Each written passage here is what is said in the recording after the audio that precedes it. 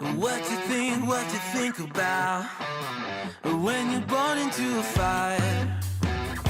Let them burn it out. Sell them to the richest buyer. They wanna let the world decay. They tell us lies and fade away, fade away. We feel betrayed. We were raised to lose the race. Wake at the back of the pack, kill it anyway.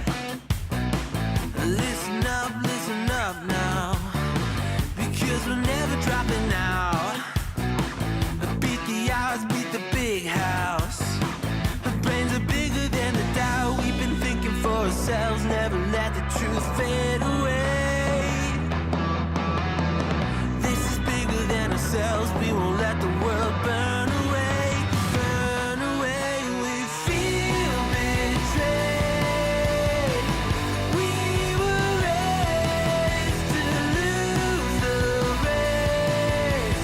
Wake at the back of the pack, kill it anyway. To blame, haters face the world's mistakes. Wake at the back of the pack, kill it anyway.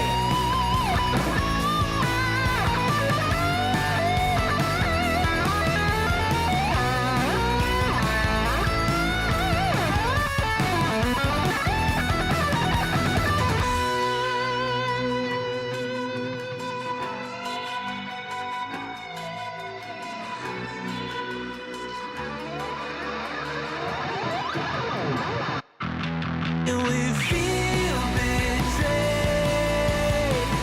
We were raised to lose the race. Good evening, my fellow Americans. Over the past few days, there has been a lot of speculation that I was dead. I'm here to say in no uncertain terms that is totally retarded. I just need to...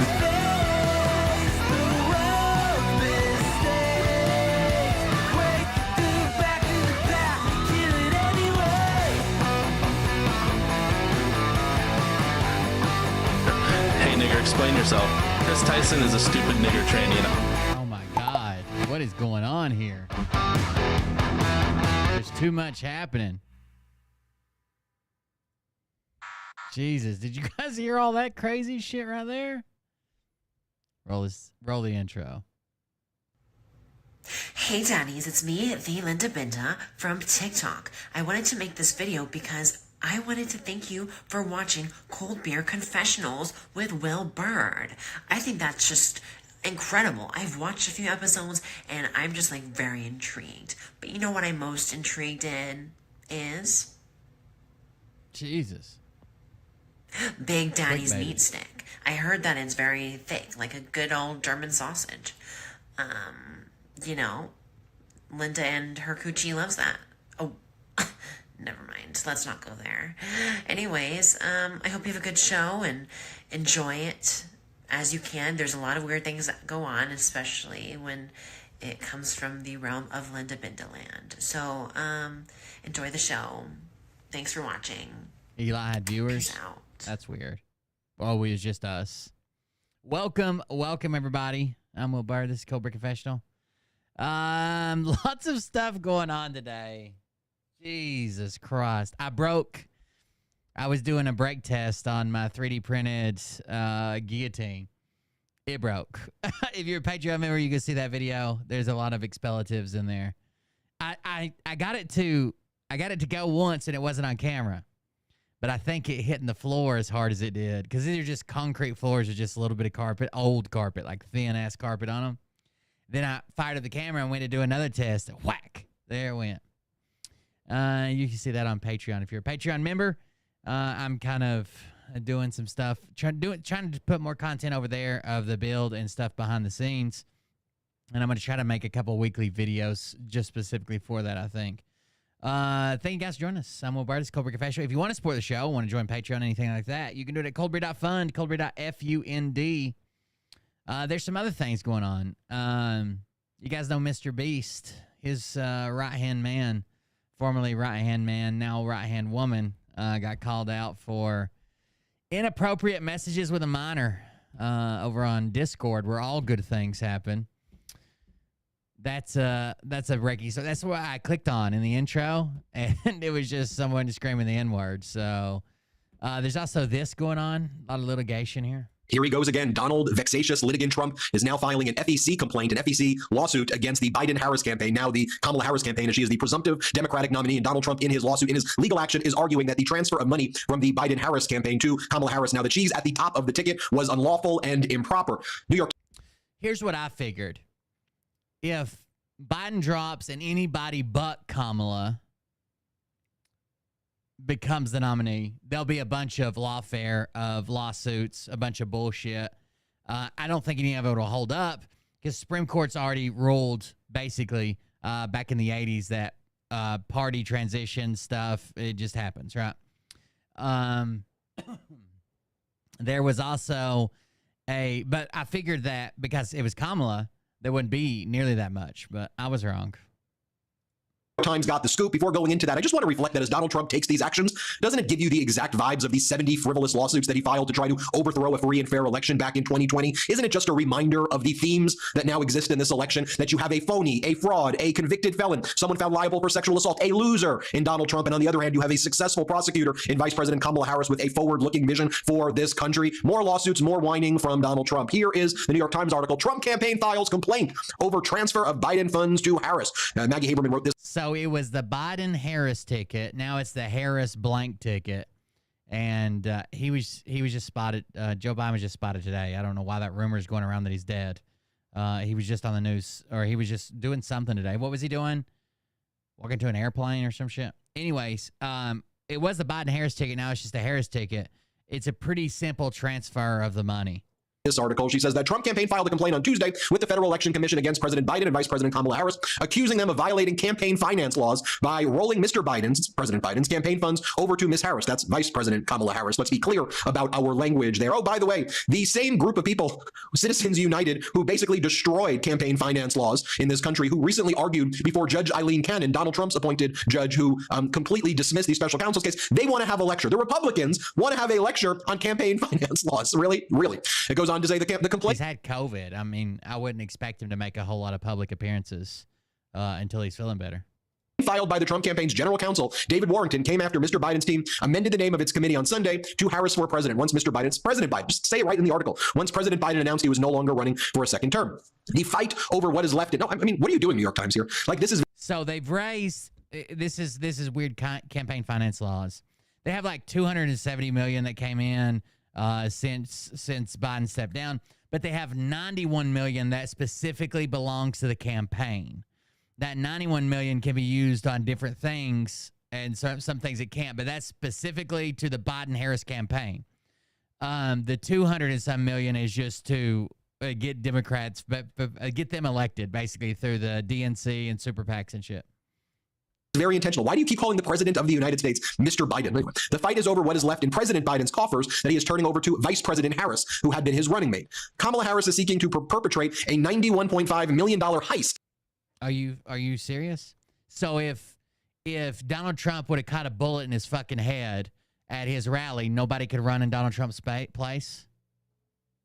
There wouldn't be a Republican nominee?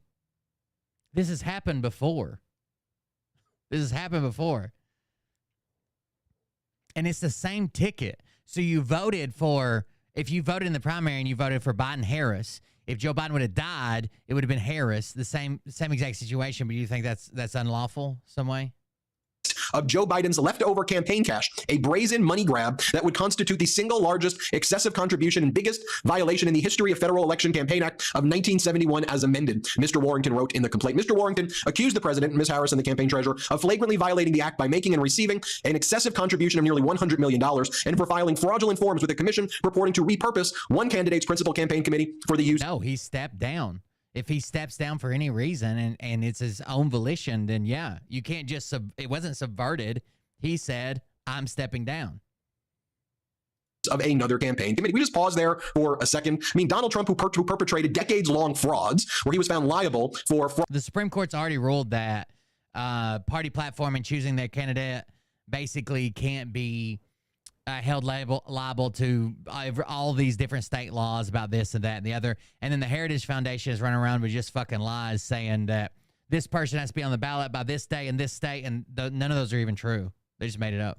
Fraud to the tune of $500 million. Donald Trump, who's bankrupted essentially every company he's touched. Donald Trump, who's been found liable for sexual assault. Donald Trump, who's not only himself a convicted felon, the Trump Organization is a convicted felon for the fraud that it perpetrated. Donald Trump, who's been found liable for sexual assault, has the audacity to file a lawsuit because they are scared. They are running terrified right now at Vice President Kamala Harris's momentum. The article goes on to say, not all campaign finance legal experts share Mr. Warrington's view, and it's unclear what the FEC will decide. But the Trump team is looking to grind the gears in the transition from Mr. Biden to Ms. Harris in any way they can. Grind the gears? I mean, you mean they're trying to cheat. You mean they're trying to do exactly what they did in 2020. All of the things they accuse the other, they are doing. And I want all Americans to know what it is that these losers in MAGA are doing. Because Representative Sheila Jackson died, so they put flags at half-mast. I don't know. J.D. Vance is doing his stand-up routine. That's the least funny thing ever. Talking about how he's drinking Diet Mountain Dew and if that makes him gay, and like nobody in the crowd was laughing. By the way, you know the nickname that's sticking with J.D. Vance, that's sticking with him? It is Shady Vance, by the way. And that nickname is sticking with him anyway. It goes on to say, not all campaign finance legal experts share Mr. Warrington's view. It's unclear what the FEC will decide. They're trying to grind the transition to a halt. So basically, more of 2020. So just showcase the contrast between Trump's loser vision of whining and trying to be a victim and Vice President Kamala Harris's forward-looking vision for the country. The article goes on to say, Mr. Trump's advisors had made clear they would seek to legally block Mr. Biden from transferring funds to Ms. Harris, suggesting a lawsuit was... I think they're going to try every legal avenue that they can, because Trump would have probably been better with a Biden ticket if Biden kept performing like he did in the debate, right? Likely. Instead, they're filing this complaint with the FEC, which may not be resolved before Election Day. A Biden spokesman did not immediately respond to a request for comment. An FEC spokeswoman said he was just spotted today at Dover Air Force Base getting on Air Force One. But they've been down since Friday for Representative Sheila Jackson. Agency cannot comment on pending enforcement matters. The Trump campaign complaint with the FEC argues, among other things, that Ms. Harris isn't yet the official nominee. That will not happen at the Democratic National Convention, and that Mr. Biden, by saying he won't be a candidate in the general election, isn't in a position to keep the general election contributions he has received. To date, Biden for president has provided no indication that it will return or redesignate all of its general election contributions, Mr. Warrington wrote. Thus, the worst case scenario, what would happen with the money? Let's say there is some type of legal bind. That money would have to be taken from the actual campaign, and all 91 million had to go to a super PAC. Obviously, it would be a DNC super PAC, but every general election contribution received by Biden for president is an excessive contribution. And Mr. Warrington accused the campaign treasurer and Ms. Harris of attempted fraud of the FEC by using their forms to, quote, rename and repurpose the committee seeking a Justice Department referral. He argued in the letter that the commission should address the matter quickly and that Ms. Harris is in the process of committing the largest campaign finance violation in American history, and she is using the commission's own forms to do it. So more whining. By the way, you had MAGA Mike Johnson basically threaten this type of legal action. Remember when MAGA Mike said this? Here, play the clip. In some of the states, there are impediments to just switching someone out like that. 14 million people went through the process and chose this nominee, Joe Biden. Now a handful of people have gotten together and decided he's no longer suitable. So this is right here their talking points, right? They're saying, oh, a handful of people got together and said he's not stepping down of his own volition. That would be the only argument that they could possibly make. But we know that's not true. He did step down. They're trying to say, well, his signature's not right. He's dead. He didn't step down. He was subverted by this, that. That'd be the only argument you make. But if we know to be true that he stepped down, signed the paper, talked about it, it made a couple videos about it already, plans on addressing the nation this week, all those things, they don't have an argument. That's not how this system works. They are violating democratic principles. And I think that's a real problem, and I think there'll be a lot said about that in the days ahead. But I want to show you what it is they are terrified. They're terrified of Vice President Kamala Harris prosecuting the case against Donald Trump, and this ridiculous legal action is just more of the same from Donald Trump. It's his backwards-looking, dystopian WWE cosplay fascism versus Vice President Kamala Harris's forward-looking. Because the way it fucking works, I don't know I don't know if I have to get out crayons or what.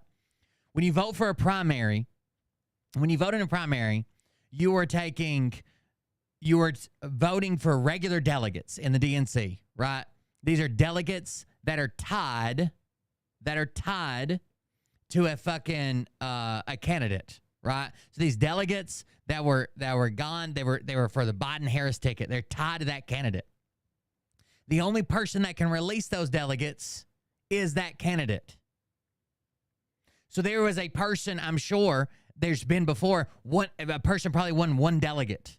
He can release those. Anybody can release those. They usually do when they drop out of the race. Right? When they drop out of the race and throw their support behind somebody, they're releasing those delegates. There's also free delegates that can vote for whoever the fuck they want. They could just vote for whoever they want. So Joe Biden is releasing those delegates. He's directing those delegates to take up Kamala Harris, and that's the way the system works. I don't know if you thought it was popular vote, but it's never been. Vision of hope and actually delivering things for the American people. One thing that I've said before, and let me say it again, just ask yourself, where was your toy? If he just come up and said, fuck it, I don't want to run, vote for Donald Trump. You couldn't do shit anyways. I don't know if you don't know how elections work, but that's how they work. The same way that when you go vote on election day, you're voting for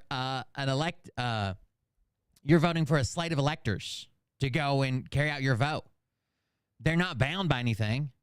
Toilet paper when Donald Trump was in office. Now, where is your 401k now, thanks to the work of Biden-Harris? For me, sometimes it's that simple, and sometimes it's as simple as the prosecutor versus the convicted felon. Here's Vice President Kamala Harris from earlier in the day. Play the clip. So in the days and weeks ahead, I, together with you, will do everything in my power to unite our Democratic Party, to unite our nation, and to win this election. You know, as many of you know, before I was elected as vice president, there is no nominee right now. It doesn't happen until the delegates vote. That'll be August, 19th? But he'll release all the delegates that are slated for him, and then there'll be the super delegates is what the RNC and DNC call them different things, but the DNC calls them super delegates. They're supposed to just vote how they feel it, that the people feel. I don't know what they're tied to. They're not bound by anything. But the ones that are bound to him, he's going to tell them that he wants to support behind Kamala Harris. before I was elected as United States Senator, I was the elected Attorney General, as I've mentioned, of California. Before that, I was a courtroom prosecutor. In those roles, I took on perpetrators of all kinds.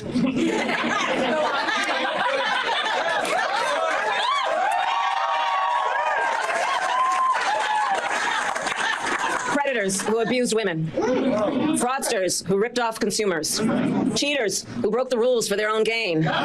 So hear me when I say, I know Donald Trump's type.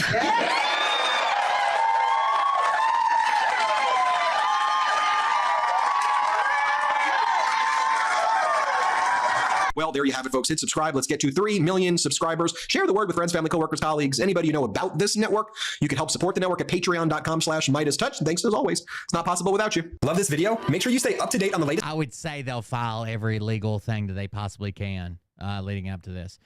Fucking Donald Trump was one of the people that were still doubting the birth certificate. Even after receiving and seeing a copy of Barack Obama's birth certificate, he's like, I don't know that's real. I didn't go pick it up. Did you go pick it up? Did you see it when it was printed 40 fucking years ago? No? Well, then how do you know it's real? The fuck just started playing.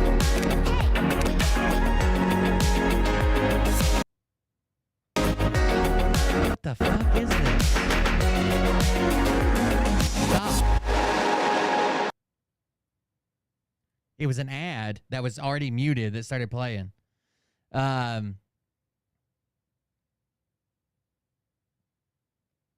I think they'll pursue everything that they can, and hope a judge swings their way, and it has to get brought up to a higher court.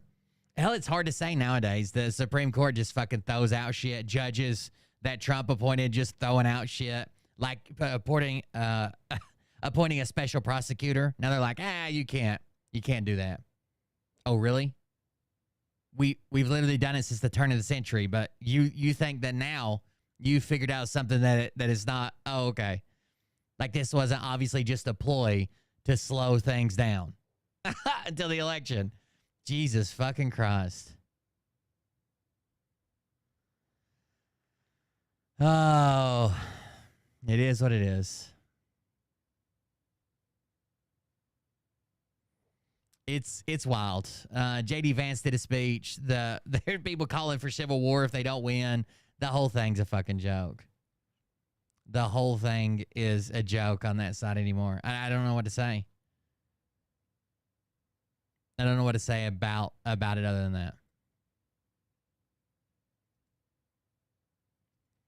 If they have it would be an open convention, which would just be a vote. Like basically the delegates just vote on who they think. That's kind of what it is, right? Biden's telling his delegates to vote for Kamala Harris because that's the support he put behind. She's part of the ticket. the superdelegates are going to vote for who the fuck they want anyways. They usually try to show solidarity. But we'll see what happens. JD Vance had a speech. Your new vice president nominee for the Republican Party. We have a Donald Trump that is in complete and total meltdown. No, I don't He think wasted all of last week with the Republican Party, attacking a guy in Joe Biden who is no longer his opponent. He's now the oldest presidential candidate in American history, running against a younger, smarter, more energetic Kamala Harris, who has secured the delegates she needs to be the Democratic nominee. She's already had enough delegates saying we're going to vote for that she's basically got it already. He is regretting the choice of J.D. Vance. We've endorsed JP, right? J.D. Mandel. J.D. Vance showing himself to be awkward, not funny. What was his name? A weird laugh, which is what they're attaching to Kamala Harris, unable to connect with people in any real way. And this was brought to the surface in stark contrast to Kamala Harris's recent public event in Middletown, Ohio. Here is J.D. Vance with some giga cringe. If you're allergic to cringe, tune away from this because it's bad, suggesting that they, I guess he means the left, will call his consumption of Mountain Dew racist.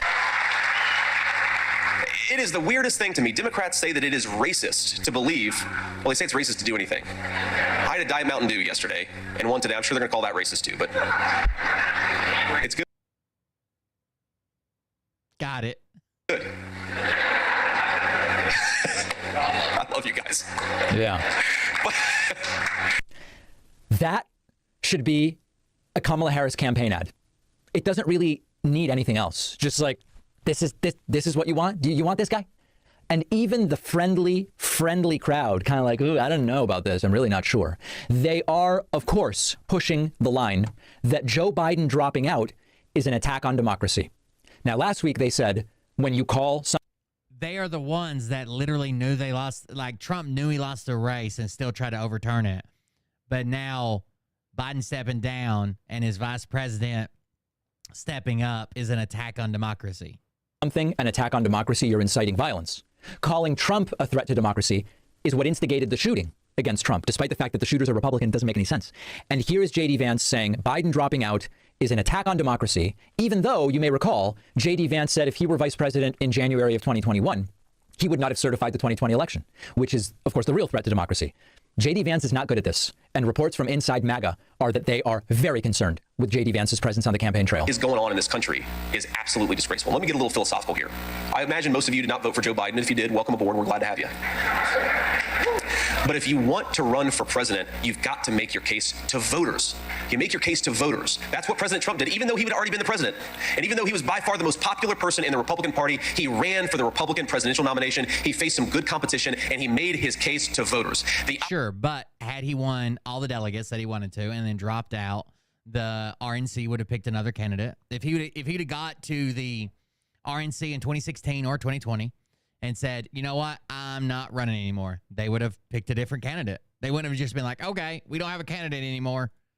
Idea of selecting the Democrat Party's nominee because George Soros and Barack Obama and a couple of elite Democrats got in a smoke-filled room and decided to throw Joe. There's always a rich Jewish man behind the scenes somewhere. All paths lead back to that. Biden overboard. That is not how it works. That is a threat to democracy, not the Republican Party, which is fighting for democracy. You know, I highly doubt whether he really had a Diet Mountain Dew because those have a fair bit of caffeine. And I can't imagine that J.D. Vance would be this low energy. Now, if you want to make the argument that there are undemocratic things going on, we can, of course, deal with that head on. I do think there is a question, and I brought this up months ago. Would Democratic voters be resentful if they vote for Biden in a primary? It's a half-baked primary. When you have an incumbent, you don't really have a primary, much like Republicans did in 2020. Would Democratic voters, rather, be resentful that the ones that voted in the primary voted for Biden, and then Biden's not the nominee and it's somebody else? It's a very fair question. Absolutely fair question. I think it is significantly mitigated as a question, number one. Sure, they can be resentful. They can say, well, I did this, I did. It doesn't change anything legally. Evidence of the number of dollars that is pouring in for Kamala Harris. You don't get record money pouring in if people are resentful of your candidacy. That's number one. And then number two, people voted for the Biden-Harris ticket. And so to some degree, it's not some random governor that's being injected as the Democratic nominee, it is Kamala Harris who is part of the ticket. So I think it's quite mitigated. But if you want to make this argument, you also can't ignore that in 2020, Republicans didn't even have a primary. Was it democratic in that sense not to allow Republicans to truly have a say as to whether they wanted Donald Trump running for re-election? So needless to say, these are rhetorical arguments. I don't think they're very strong, and I don't think they're going to go anywhere. Now, J.D. Vance also sort of following Trump's lead, telling a bunch of lies. The only thing that I think could hurt Democrats there is the shit that happened with Bernie Sanders and Hillary Clinton. Like if they throw back to that kind of deal, they could be butthurt over it, I guess. His rally in Ohio yesterday. That was kind of fucked up. Including lying that Trump opposed the Iraq war. As you know, and as we've said many times, we've played the video, Donald Trump said to Howard Stern that he would have gone into Iraq. But here's J.D. Vance just lying about it. And in 2003, and look, it was Republicans and Democrats. A lot of people supported this. I'm not just beating up on the other side. But Right. in 2003, we went to war in Iraq, and remember, it was supposed to be just a few weeks, and then everything would be over. And I was an 18-year-old kid. I supported it, and I was wrong. And you know who was right? President Donald J. Trump. He knew. Trump has said multiple times before that he would have went into Iraq. He didn't change that until it became an unpopular war. Just like he supported the Heritage Foundation until they got some bad press. He somehow knew, even though he was a real estate developer in New York, that this thing would become a quagmire. Yeah, of course, that's not true at all. Trump, after the fact, started to... I don't know if you guys... So oftentimes during primaries, especially the very early primaries, one candidate will win one state and then another candidate will win another state. Right? So we might have Hillary win in one state and then someone else win in one state. Bernie win in one state. We'll just use those as an example. We still get a fucking single nominee. It's not like they're like, well, New Jersey voted for Bernie Sanders, so the only person on the ticket in New Jersey is Bernie Sanders. That's not how it works. To pretend that he had always been against They it. haven't even voted yet. They'll come together and vote. I think they have to vote actually by August 7th to meet some type of deadline, but... Iraq war, but you can find the clips on my channel. You can find it online. Trump making it clear to Howard Stern that he would indeed have gone into Iraq. And then finally, this speech went so terribly, that even Fox News cut away. This was meant to be J.D. Vance's big coming out. This is wild. By the way, speaking of Fox News, I was going back through the Dominion lawsuit slideshow. Holy fuck. Holy fuck. The stuff Fox News said behind the scenes, they were basically mad. They weren't covering the Dominion stuff. They knew that Trump had basically threw them out with MAGA Republicans because he was mad that they called Arizona, right? They called Arizona, which was an accurate call, but he says they called it too early. They had to be cheating. They're not Republican. So they basically lost a bunch of their viewership over that. And then these other fucking fringe news channels started showing up, RSBN and shit, right? And they were like, they literally knew that they were lying, and they're like, but we're losing all our viewers to right side broadcasting. Like they knew, and then they were coming on the news every day and being like, Dominion stole the election. How many people are you going to let lie to you? Jesus fucking Christ. Party where he was going to charm the crowd with his charisma and jokes and everything. It didn't go well, and Fox News making the call to cut away early. Fox News. This was the just announced vice president nominee for Donald Trump's ticket, and in the middle of his speech, Fox News cuts away from it because it was so boring. At the swimming pool, and somebody brought over their phone and showed me the news that Joe Biden had. All right, you've been listening to J.D. Vance giving his first solo speech since becoming Donald Trump's running mate. 9 days after the attempted assassination of the former president. A packed crowd there in his hometown, in his high school. John, a remarkable moment. Yeah, really, it's so remarkable that we're cutting away. An absolutely terrible candidate, J.D. Vance, and reports that Trump is furious that he is now stuck with a guy. Honestly, Bernie Sanders and Donald Trump are sort of the same person, right? They're populist, right? Here's your problems, here's who's causing it, and here's how I'm going to fix it kind of deal. Seems to be unable to do anything to help Trump, particularly in this new context where it is Kamala Harris, not Joe Biden, that Trump will likely be up against. Let me know what you think. info@davidpakman.com, and make sure you're subscribed to the YouTube channel at youtube.com/The David Pakman Show. Magic Spoon has been sponsored. So get ready for a bunch of legal battles, I'm sure. That'll be doing it. I hope that Joe Biden comes out and makes a statement that he transferred all the money to Kamala Harris as an official act of the president, and he's got complete and utter immunity from that. That would be pretty sweet. We also have people calling out Derek Johnson, I guess. I don't know. This is Melody Jennings calling out Derek Johnson, apparently. Melody Jennings, thank you for all the work you're doing out there. And so why don't I just tee you up and just share with the War Room Posse what you've been up to and what you're learning in the ground. That's what we all need to learn, how to be effective. And so, Melody, take it away. Thanks for being with us. Good morning, Dave. Thanks so much. And the last time I was on here, I was being sued by Mark Elias for standing up 10,000 people around America around drop boxes. So we got past that. But since then, I have actually published 3 books, 2 of which I'm going to talk about right now. I'm just going to hit this real hard. I'm not a fan of Melody. She's big hardcore on everybody's cheating through drop boxes. I just don't trust people who want to make it harder to vote. Like the amount of cheating or whatever you want to fucking call it is so fucking minimal. Like it wouldn't change any fucking right. They're like, they're doing this. They're 2,000 Mules has to stop fucking even sending their movie. They're getting sued out their ass. There is a real problem. And we're talking about voting, right? That is the biggest thing. And Caroline just punctuated that very well, that we cannot be lax or be lazy about this or think that we've got this. This, faux red wave that happened in 2022 is so on point. I guess Derek Johnson's telling people not to vote. He's on Facebook. They said Derek Johnson was on Facebook right now complaining about it. But I want to address every one of your listeners because so many of these people are falling for this stuff inside the Patriot and conservative and the independent movement. None of the Democrats, only the Republicans. There is 2 particular things that are coming at people at a side wind are getting people to not vote. And the first one is led by a guy named Derek Johnson, who has come out and told all of his entire base that Trump planned this assassination attempt with the military and the White House, that they're all in on it together. And he is telling people to sit back, don't worry. Trump. Yeah, this is Steve Bannon's War Room. Yeah, this is Bannon's show.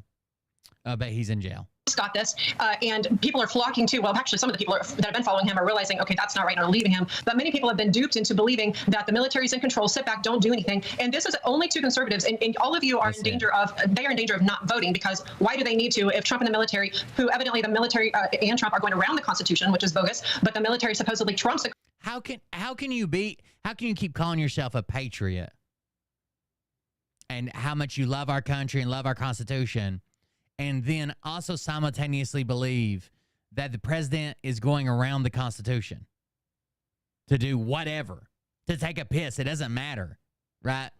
That's the one founding document that we're all supposed to fucking agree on.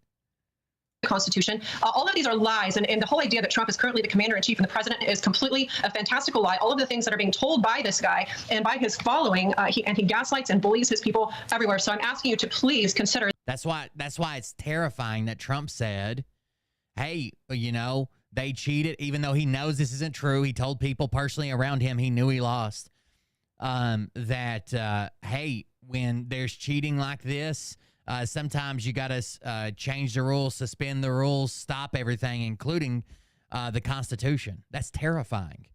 And then the man comes out and said he wants to be a dictator, but just for one day.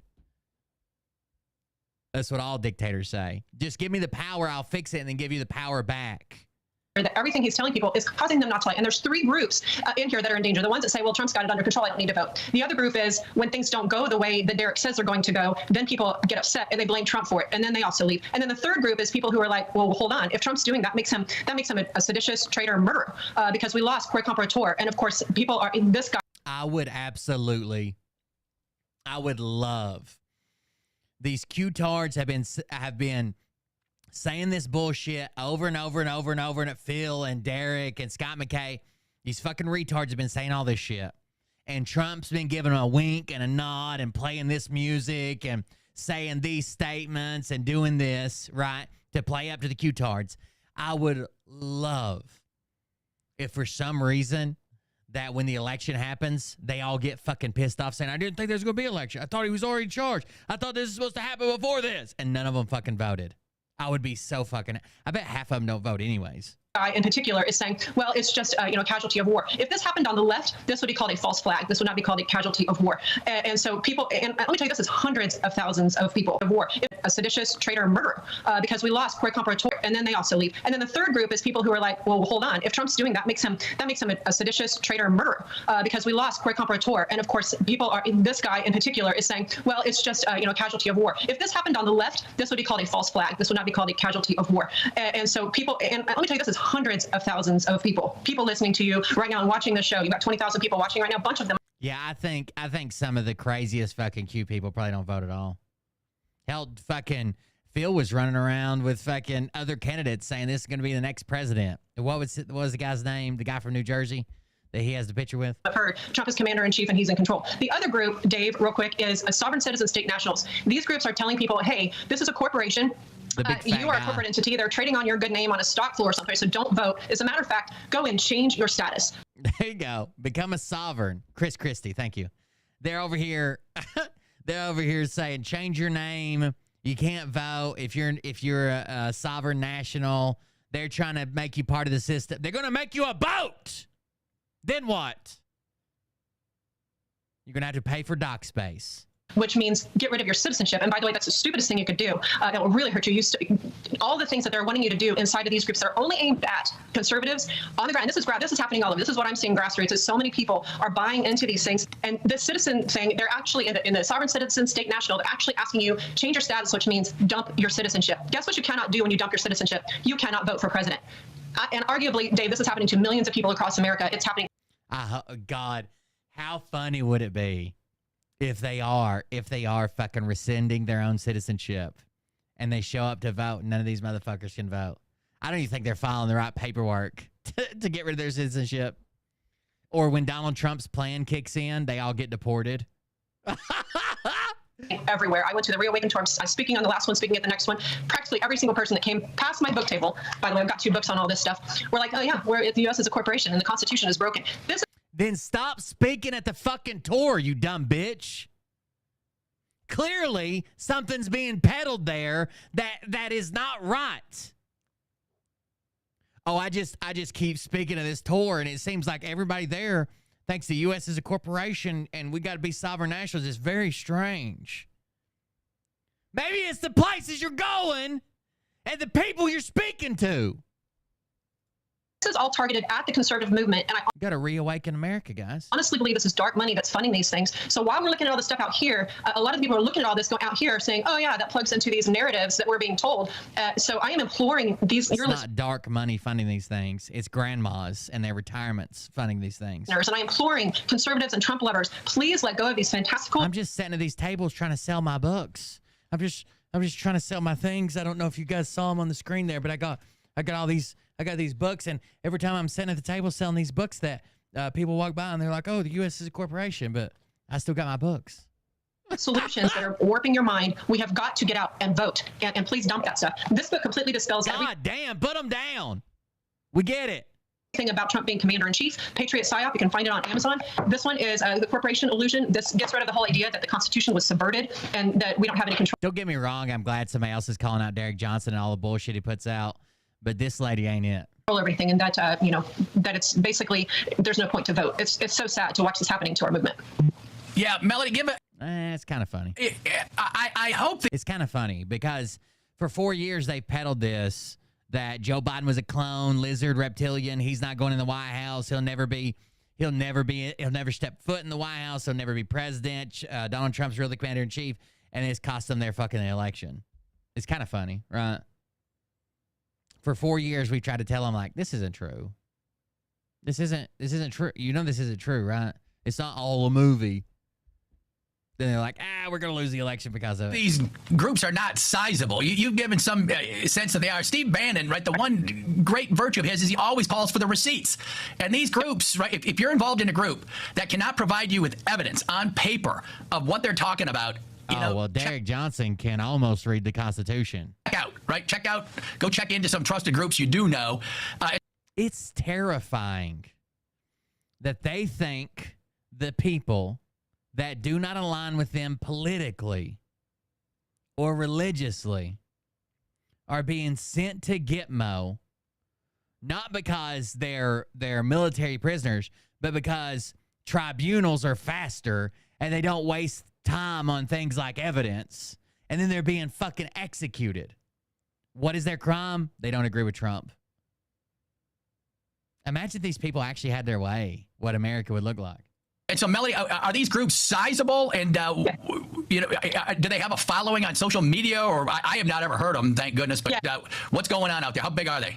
Dave, this is arguably millions of people who are following this. It is very sizable. And because, most of us are talking about what's going on out here, people are not realizing the mentality of the people on social media is everywhere are listening to, and we're hearing like what all of your guests are saying. And then these people are coming in from behind and going, oh yeah, see how this fits into the narrative. And when you talk about documentation, Derek Johnson's big shtick is that he says, well, I'm giving you all the documentation. I give you the Law of War Manual, the War Powers Resolution Act, and the NDAA, and I give you the UCMJ, and I give you the Military Justice Act, and I give you Trump's executive orders. He claims that Trump's executive orders have turned Trump into a wartime president, and he's still the president. And basically they take the Constitution and they take the fact that we don't have civics any longer, and he's taking this, twisting them, and he says, hey, I've got the documents. And he says, if you don't. How ironic is it that they hate the Democrats so much, but between those and the people they call rhinos are the people that had to stop Trump from literally becoming a dictator, just becoming president, right?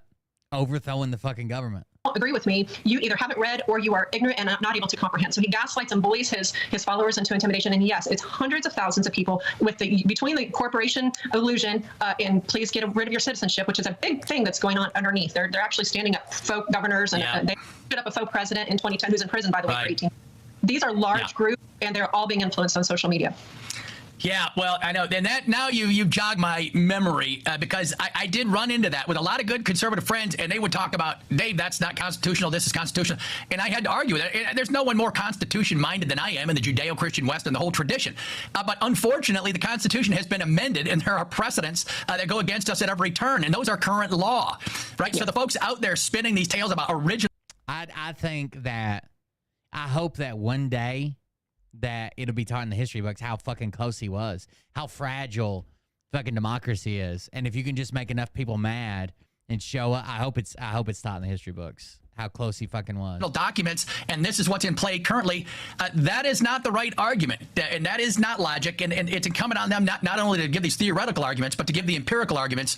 If someone's making some claim about the Defense Department being in charge, et cetera, show it, prove it, right? That's why we had Mike Benz on earlier today. He had the receipts left and right. And so, Melody, thanks for coming on and just sending a warning signal out so people in the posse know how to spread the truth on these matters and keep everyone in the fold, right? It's not to butt heads with these folks. It's Derek's to get everybody back in line so we're all paying attention, right? All political views are just my own, but it is key. On the conservatives, we get so utopian, right? The lefts are supposed to be the utopians, but we get so utopian about our founding documents and whatever that we lose attention on where it should be, which is voting between two very different philosophies coming up. And so thanks for the warning shots, Melody. Thanks for being on the War Room this morning, for sharing your books. Absolutely. Get out and vote. We need every single vote. Absolutely. I can't believe how stupid I used to be to fall for some of these stupid things like, oh, Obama's going to be president. We need to stock up on this and that. And he's gonna try to pass a law and take all this away and put us in camps. And I used to be so fucking stupid, dude. So fucking stupid. Discernment 101 by Derek Johnson. Look out. Best and worst dinner for your waistline. Discernment 101, lady. You don't know what you're talking about. They're the highest. Melody. Weight problems? Try this simple coffee hack starting tomorrow Derek's morning. never been. You may not know this, but Derek's never been good friends with Melody. Or singing, or notes, or any of that, right? He just fucking kind of howls at the song. Well, how's it going, ladies and gentlemen? He's so mad. Yeah, Melody was a pun about his singing. Well, how's it going, ladies and gentlemen? I'm just here to tell you that you can't be an American unless you believe what I believe about Trump. As promised, I said. Tucker literally did a show today called Where is Joe Biden? As if he was fucking dead. That I would come on here. They told us he had COVID. He cut his trip short because he tested positive and wasn't feeling well in Las Vegas. He was going to be on bed rest for a few days. He had Where's he at? He must be dead. I haven't seen him in almost 48 hours. Where is he? You make that man give me a stool sample right now. You're live at 5, and it's not that I want to do stuff like this. I never do. I think when people watch my videos from the very first video when I went viral on August 24, 2022, and you see the passion that was behind that delivery, I was speaking on behalf of a lot of Americans who are just as angry and frustrated and tired and exhausted with everything we've been living under our whole lives. And, things like this, I didn't do this for that. I think that the taxpayer should fund a Fitbit on his wrist so we can constantly, it should be on the billboards at Times Square, his heart rate at all times. Obviously, I'm doing it this way right now with the screen right here because they don't believe in COVID anyways. There's something that's been consistent throughout this whole. Someone tried in my Telegram to relate the fact that during a worldwide pandemic, Democrats wore masks to everybody at the RNC taping their fucking ears up in solidarity with Trump.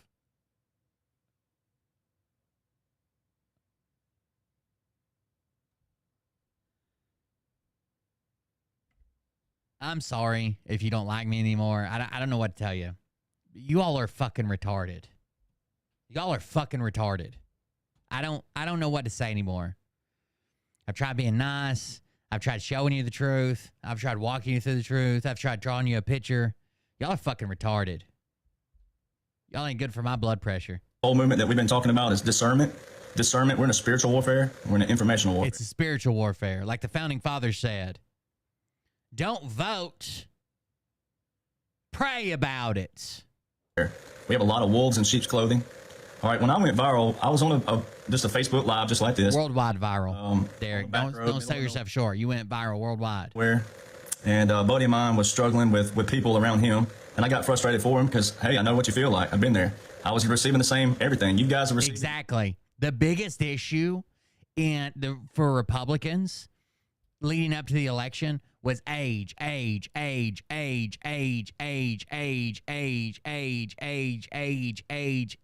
Now that Trump's on the verge of being voted in to be America's oldest fucking president, they'll never mention it again. Right? This is about experience. You guys and gals out there, your family and friends have mocked you. They've ridiculed you. They've made fun of you. Some of you have divorces because of this. It's ruined families. It's ruined marriages. It's ruined relationships.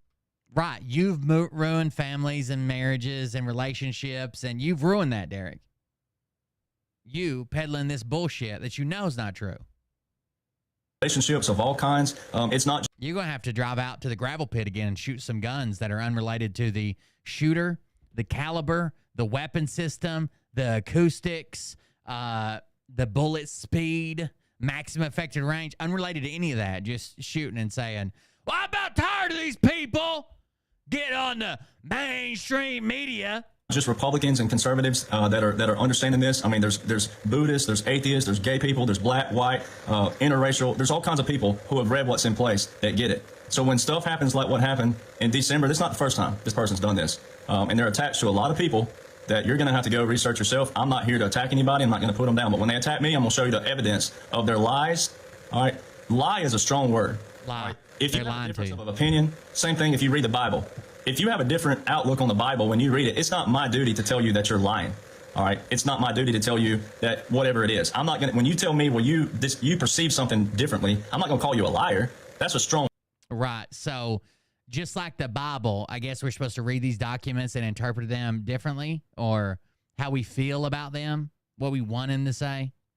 An interracial gay Buddhist who supports Derek Johnson. Word. All right, very strong word. When you call someone a liar, you need to have actual evidence, proof, solid proof.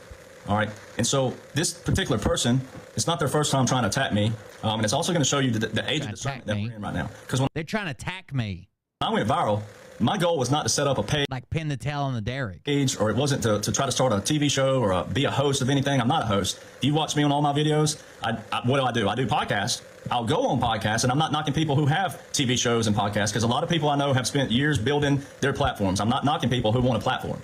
All right, anybody who's spent years building.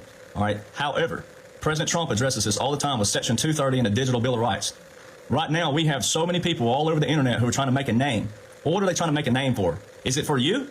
Is it trying to lead you to the right answers that affects all of us? Or is it for their own political gain, their own monetary gain?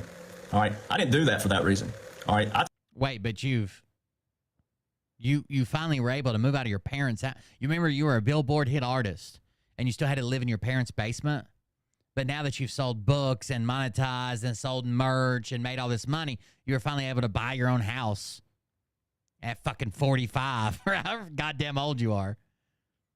But that wasn't what it was about. It just happened, right? I took all of President Trump's laws and orders that pertain to a military because I am a retired Army veteran. All right. I can prove that. I have proved that. Medically retired. All right. But I took all the laws and orders that are in place that outline a military occupation and a continuity of operations taking place and all the things that here we are. All of a sudden, a man comes in who is not your typical guy who speaks. He's not a politician. He said all these things no one's ever heard of before. Drain the swamp. He said, be careful what you wish for. Follow the money. Bring home the diamonds. He said all these things. I will return all the children home. He said a lot of things that no one's ever heard before. And then you saw all these different things. You saw him. Yeah, a lot of it was retarded. I will return all the children home. Well, that's impossible. No one would say that, right? Like, there's no way. Like, I'm going to end all human trafficking. I'm going to stop all the drugs coming across the border. You can't do these things. Going to these different countries, et cetera, which were a capitulation in World War II style. I'm going to stop all crime. All right. It's all been done before in history. All right. And so you got to be careful right now who you're listening to, because there's a lot of people who attach themselves to President Trump. They attach themselves to that. That's their whole ego. That's all they want. All they do is they go around Mar-a-Lago. This guy screamed. So the last time he was questioned about where it says that the president and commander-in-chief are two different people, he said they've made this their whole ego, their whole attitude. It's everything about them, right? The last time Derek Johnson was questioned about where it says that the president and commander-in-chief are two different people, he screamed, "You want my channel? You want my followers? You can just have it." No, he does this every time. Everywhere I go, he comes and asks me questions. And I'm tired of talking about it. That was Derek's response to, where does it say that the commander-in-chief and the president are two separate people, or can be two separate people, or should be, or it's available? It doesn't, ever. Just to be seen. They'll go around some of these tours out there just to be seen, and they're trying to do something for their own gain. Derek Johnson went on those tours with Lewis Holmes. Everything he's saying, he's done, right? He's calling everybody else out. Derek Johnson was on the Screw Big Government tour. We saw him. He starts yelling at remember when he started yelling at that person that said something about Jason Q and the Jews or some shit? And then they try to attack me because why? Let's just be honest. It is what it is. My name's pretty big out there. If you attack me, then and people go over to their pages, it does what? It runs their algorithms up, which makes them more visible on timelines. And they know that. A lot of these people know by attacking someone with a hot name. That's why you see little hashtags on videos. And you see hashtags on posts, because those hashtags also have hashtags. He can't even say the word. A following. You can click on one of those hashtags and see people who hashtags. All right. So that's very key to understand. Also, when I first went viral, there was someone who attacked me way back when, said the executive orders here didn't say exactly what they said. And I went and screenshot it, put the arrows down there and said, well, explain this to your people why it does say exactly what you says it doesn't say. Explain why it says it. Now, naturally, it roasted. It created a fire. Well, explain why it absolutely does says what you says it doesn't says. This is my legal scholar, guys. With their base and all their little followers, they took up for them. I've never asked you people to take up for me.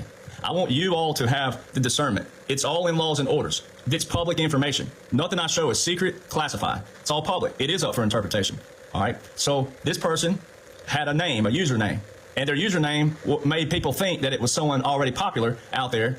And they thought, oh, this is someone with an alias name, incognito. And like I told that person, I don't need someone else's name to make my name, which is also what this person is trying to do. Had to create a secondary username and hop in my comment box trying to break down and tear down. This is a guy that's not doing this for fame, but the moment he had some bullshit song on some fucking 5 different excuses while it's on this Billboard chart, and it made it in the top fucking 10,000, he parked his tour bus in front of his high school to show everybody. people. All right, that's not what this whole operation, occupation, and movement is about. If you listen to President Trump clearly, President Trump says all the time, what? Fake news, fake news, fake news. All they do is keep us in the past. All this tear down, subversion language, manipulation language, all that is the past. So someone like this person that you're about to see, same kind of people. And so you have to ask yourself, why would Steve Bannon, first off, the War Room, have this kind of person on there that only has 40,000 followers on one page, which is on True Social, which is sad because that's President Trump's platform. And then it's sad that y'all are on it. I have close to 700,000 somewhere in there. How come that this person can only get on Bannon? All right, now I'm not here to attack Steve Bannon. I don't know about Steve Bannon completely. I do know a little bit about what President Trump said about him in 2017. So, I mean, once again, if you're going to talk about me and not allow me to defend myself, then I'm going to defend myself and show you people how this person. They just said you were an idiot, dude. That's all they did was say that you were an idiot. Has no clue what they're talking about. And don't worry, I'm definitely going to show you who it is. And then you can decide. Maybe she's related to Waylon Jennings. You ever think about that? She's already getting bombed right now on Twitter by all kinds of people. She's ignorant. Her grammar. She's what? She's what? You're going to go against someone's grammar?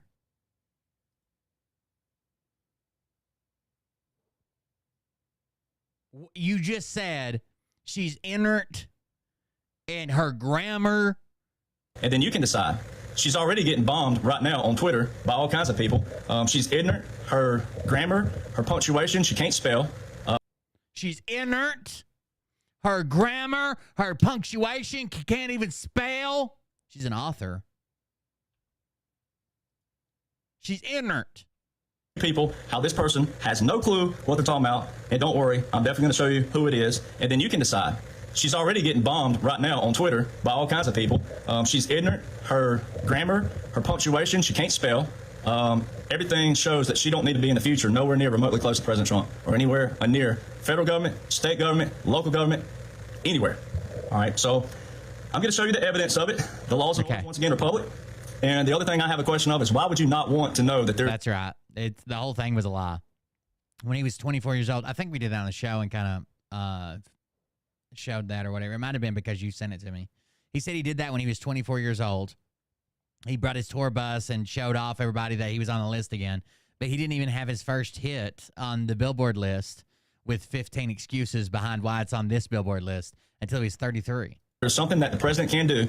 Why are all these people who claim to be President Trump supporters, they claim to be MAGA, they claim to be everything that you and I are, but they're doing the polar opposite of it?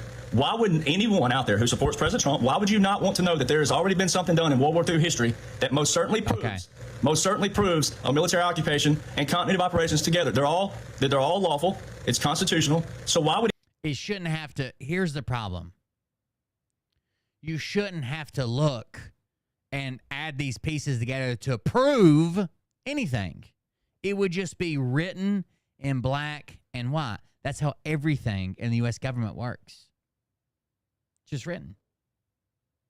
Anybody out there that claims to be a President Trump supporter wouldn't want to know about a way that he could still be a sitting president in an occupation, no matter how much things got rocky. See, a military occupation is a war. It is a defined war. It's martial law. That's what a military occupation is. All right, so why would you not want to know that? We're all in it. We're all in this, and there's enough visual evidence as every. So Derek Johnson believes that Trump's hat, where it says 45-47, is because Trump's always been the president. The problem is, look how many fucking tabs he's got open. The problem is, if he's always been president, it would just say 45. Just because you get reelected, you don't get a new number. Every one of you on 1776 Nation, you all know, you've all read, everybody who's read the book, I have multiple people, the Lieutenant Colonel, Australian Forces, Special Operations, forward on the book, plus a major piece in the back. All right, he wouldn't put his name on that. A full bird colonel retired, Special Operations, Green Beret, former Deputy Commander of Delta. We know that you can be in Special Forces, the Navy SEAL. You can be all kinds of shit. Look at Jaco. And still be retarded. Still be grifting. Still not know what the fuck you're talking about. Force. See, it's all special operations guys. And these people, like this person, proves they don't need to be anywhere remotely close to anything because they don't even know anything about special operators. Okay. It's not secret information. It's all public information. But all public information. It's none of it's secret. Problem is, like I did on my video, you just got to add it together and interpret it just like he does. Before this person, see, I have everything recorded, and this is how God works. I'm always a step ahead because I'm following my heart, and I have evidence to prove it. Makes sense. But this shows people who do not read, they can't know if they don't read. And even then, when they read, can they take every single thing that I put together? That's why my videos are 2 and 3 and 4 hours long. I don't Hansel and Gretel you. I don't throw you crumbs like these people do. I don't get out on a tour and speak about surface level things that only keep you in the past, that keep you locked down, that keep you shackled, that keep you all confined. It keeps your brain limited into a little limited space. That's what these people want to do. They want you to not have the power. Well, what did Donald Trump say? January the 20th, 2017. What did he say? Didn't he say we're taking the power out of D.C. and giving it back to you, the people? And this person shows exactly that they're the polar opposite of what Donald John Trump, wartime president Donald John Trump, it exemplifies. He has sacrificed his personal life, a billionaire. He's sacrificed, and this person shows. So you can go do the research and see who all they're linked to. And these people are going to have to explain themselves because I'm just an average everyday American. I'm a United States veteran. I have a Department of Education between my 2 ears here that allows me to go read what Donald John Trump put in it. He has a Department of Education. That's what he calls his brain. Place. All right. He's using laws and orders of the past mixed with his 11 executive orders with 11 national mercies. All right. And then also the laws and orders read perfect on paper. Like I tell you all the time, they read perfect. But what were these evil people doing? They were manipulating you with subversive language. They were saying, well, it says it right here. But what were they doing behind this? These people that operate like this person. So again, you got to read what it says right there. And then you got to think, what are they doing behind this? Nothing. They're doing what it says. Prove that they don't need to be anywhere remotely close to where we're headed. We're leaving all of this rhetoric. We're leaving that manipulation. That's the very thing that Donald John Trump is doing in this facet. All right. He says free speech is being attacked like never before. Well, this person's attaching, all they're doing is they're attaching their name to my name, but they're attacking my name with the same tactics that the deep state and the federal corporation has used. All right. So you earned your spot, Melody. Here's the proof, ladies and gentlemen. This person who calls himself Coach Mel. Oh, God. All right. Surely not. First off, the greatest coaches in history of college football, let's just use college football, Nick Saban, all right, just beat Bear Bryant's record. All right, he don't sign his name Coach Saban, he signs his name Nick Saban. Bear Bryant, who also had the record before Nick Saban, he signed his name Paul Bryant. He didn't sign his name Coach Bryant. So people like this, you got to be careful of. But here they are advertising. Please join me on Steve Bannon's War Room at 11:15. Look at the grammar there. Look at that. Can't even space the EST. Don't even have a period there. It's time to expose some lies. So there you go. Prime example. All right. Then they she had one typo. Is that what happened? Join me on Steve Bannon's War Room at 11:15 Eastern Standard Time, and then there's no space or period.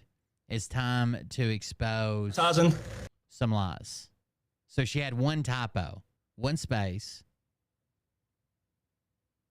one period. She had one typo. There you go. Can't even figure out the space. Can't figure out the period. Please join me on Steve Bannon's War Room at 11:15. Look at the grammar there. Look at that. Can't even space. Look at those fingernails. The EST. Don't even have a period there. It's time to expose some lies. So there you go. Prime example. All right. Then they created a secondary page, a second username on True Social after I blocked them in December for an attack they did. And I decided at that time not to give them publicity because that's what they want. Make a second name. She was in my comment boxes advertising her book. All right. In my yeah, because it's all about how you're a fucking retard. Comment boxes now. Had to use a secondary name. All right. In my comment box attacking me. All right. Got all of her followers on her other page. Oh, sweet. Hazy, man. Yeah, we're good. I don't have no issue with you, man. This one right here, where my thumb is, got all of her other followers. Good to see you. Oh boy, got 40,000 of them. They're being misled and deceived by these evil people. This is an example. Evil people. All right. You have to wonder if he's ever been good at anything besides lying. Then she says someone who serial lies as he does didn't just start August, so she acknowledges that. All right. Right. Didn't just start in August. It's a rehearsed skill over a long period of time. It's rehearsed skill over a long period of time. The lies he tells, you have to wonder if he's ever been good at anything besides lying. It's evident that he definitely isn't original. All right. And then guess what? Old Melody goes and attaches herself with someone who I have document proof in with my attorneys who were trying to steal my federal trademark. They're trying to steal my federal trademark. They tried to apply for it. And it was first to use, not first to file, so it didn't work. It's all documented. This person is a quote-unquote active duty soldier trying to capitalize once again on my name. All right, riding off the coattails of my name. All right, went on a couple of podcasts out there where I linked them all together. I have solid evidence, once again, all documented, where these people were all trying to prefabricate a text message between me and an underage female. All right, and we're going to put this out there Trying to the prefabricate media, it. right? Which is frame up, which can be tried as a felony. I think there is. It's frame up, which is a felony. Show me what legal book you're referencing for frame up.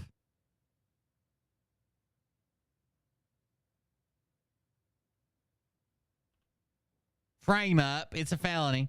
He did have, from what I know, from what I understand, from hearing the back and forth, he had some kind of creepy messages with a girl that was underage, or said some offhanded shit to her.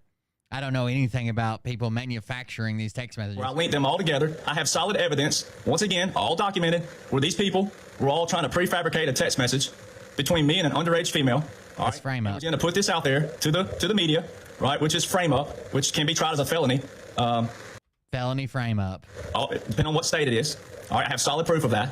And she's attached herself to this person. When her first attack came, this person, they were all together in on it. All right, and here's evidence of it.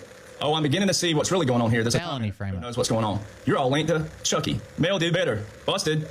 I never heard who he was until through Derek. So there's evidence, proof. Chucky. Male do better. I never knew who Chuck was until I heard about him through Derek. You do better.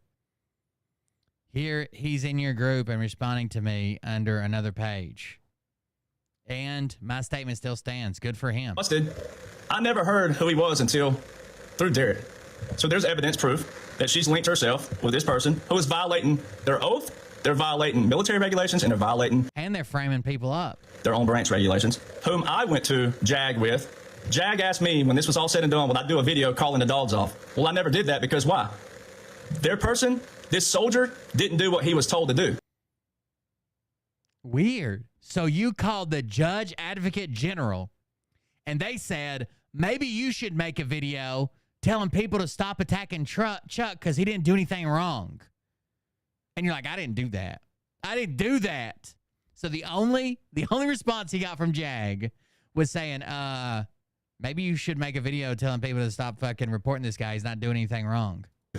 It went through JAG, it went through Office of Special Investigations, and then it went through Chain of Command. And they said to leave Derek Johnson's name out of your mouth.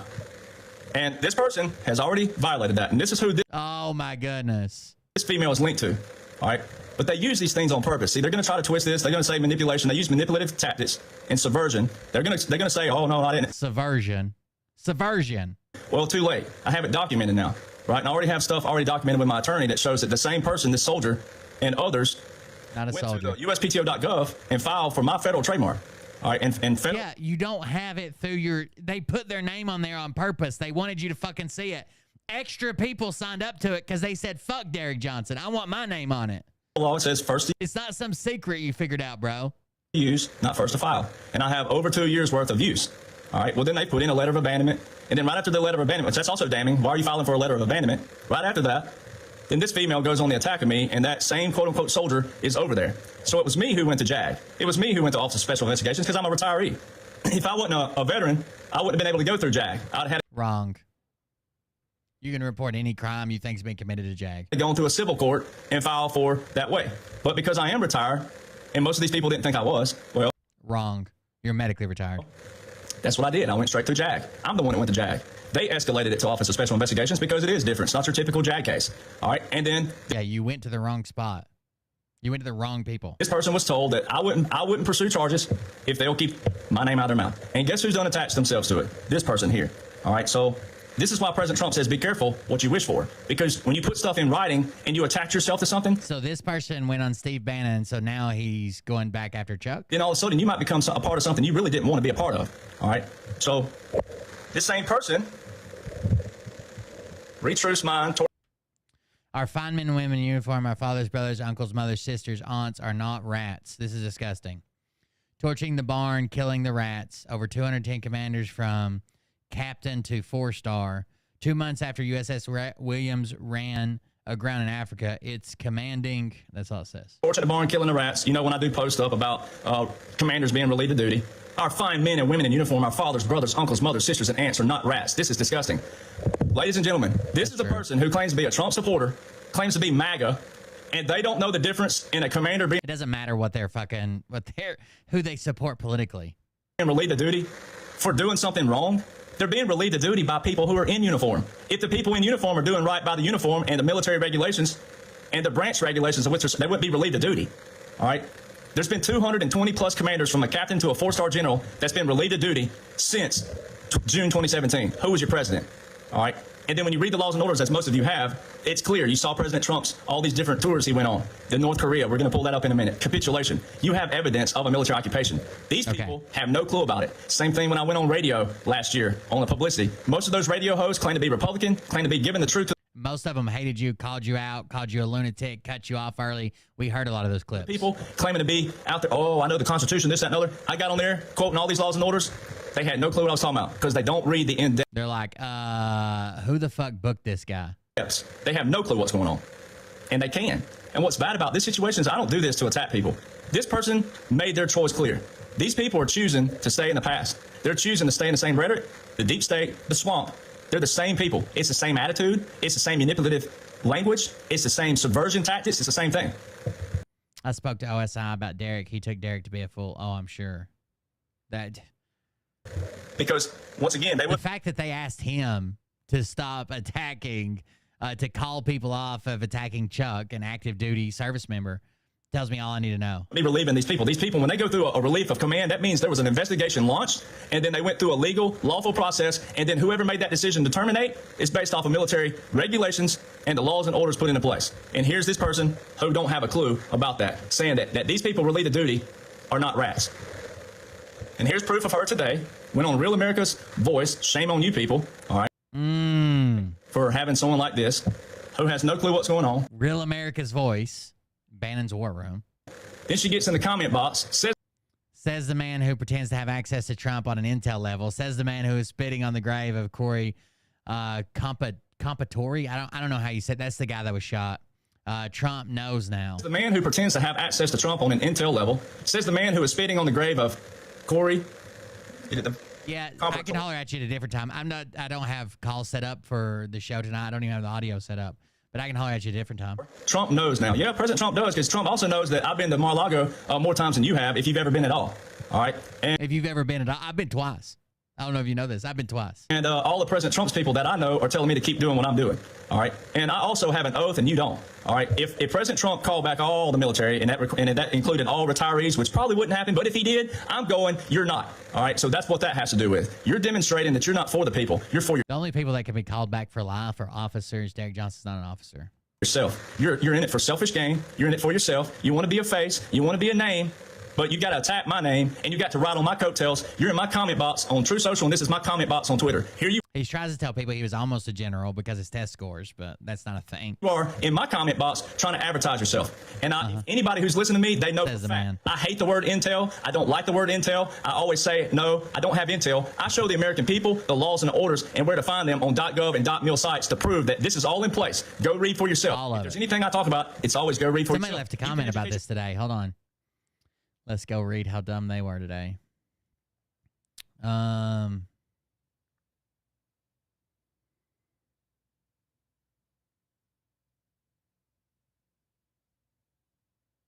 Derek Johnson is on point. In due time, you will see, says Justin Beck, 8001. Yourself. You don't have to listen to people, and that way you don't have to see nimwits like this who don't have any clue what's going on by the laws and orders of the man she claims to support. Has no clue what's going on. Not a clue. Oh.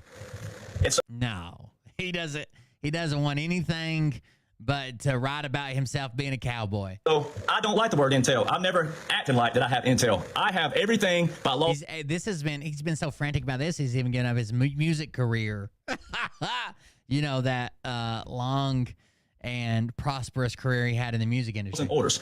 I never say dates. I don't make predictions. I don't say what's coming in the future. People ask me all the time, what do you think can happen? I always give 2 different scenarios, 2 or 3. What probably could, if you're asking my opinion, well, that's my freedom of speech. I don't like to do that because a lot of people right now are hanging on to every word that some people are saying, and they're banking on that, and you can't.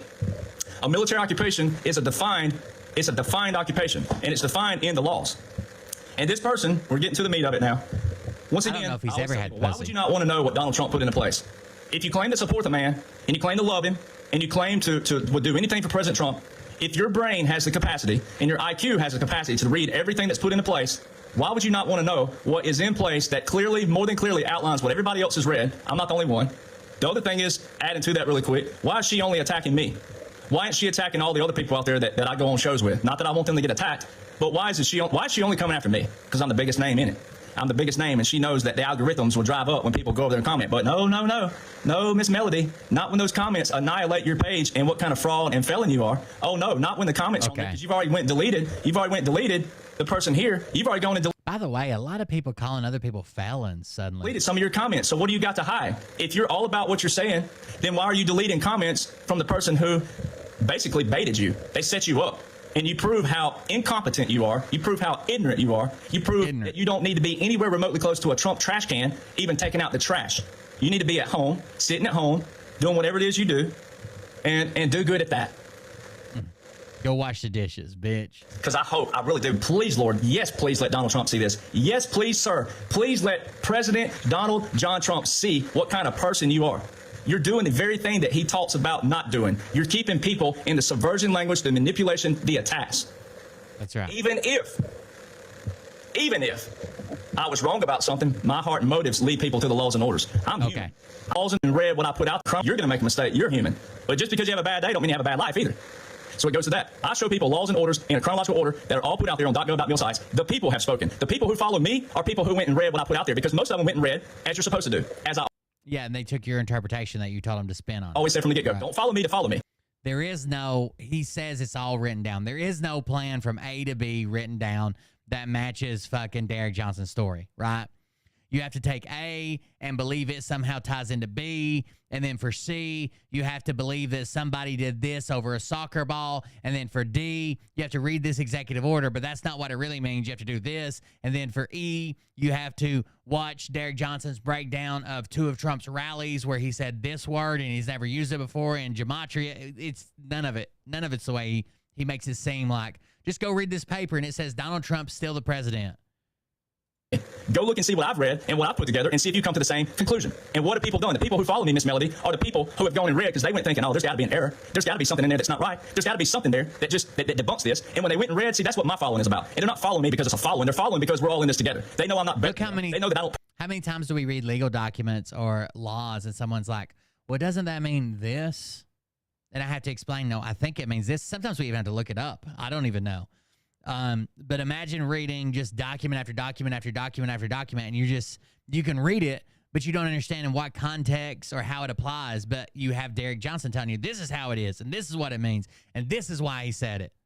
Put them down because you know, look at me, I'm bigger than you, I'm better than you. If there was a way that I could take all these people everywhere I go, they'd be with me, because that's what real American looks like. You're doing the polar opposite of what this whole movement is. You're attacking, and then you're also trying to use my name, so you're doing a manipulative tactic, all right, all for your self-interest. And so here we go.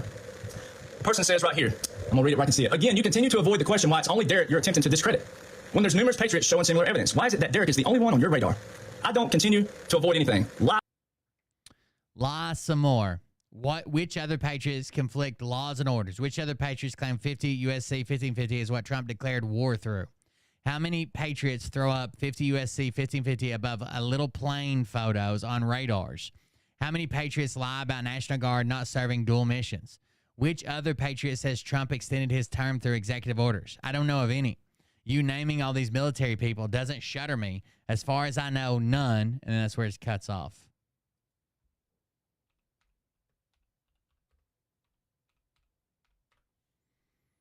Lie some more. There's a manipulation tactic. Lie some more. Telling this person to lie. What are they lying about? They're just asking you to say, explain why do you only attack me and only me.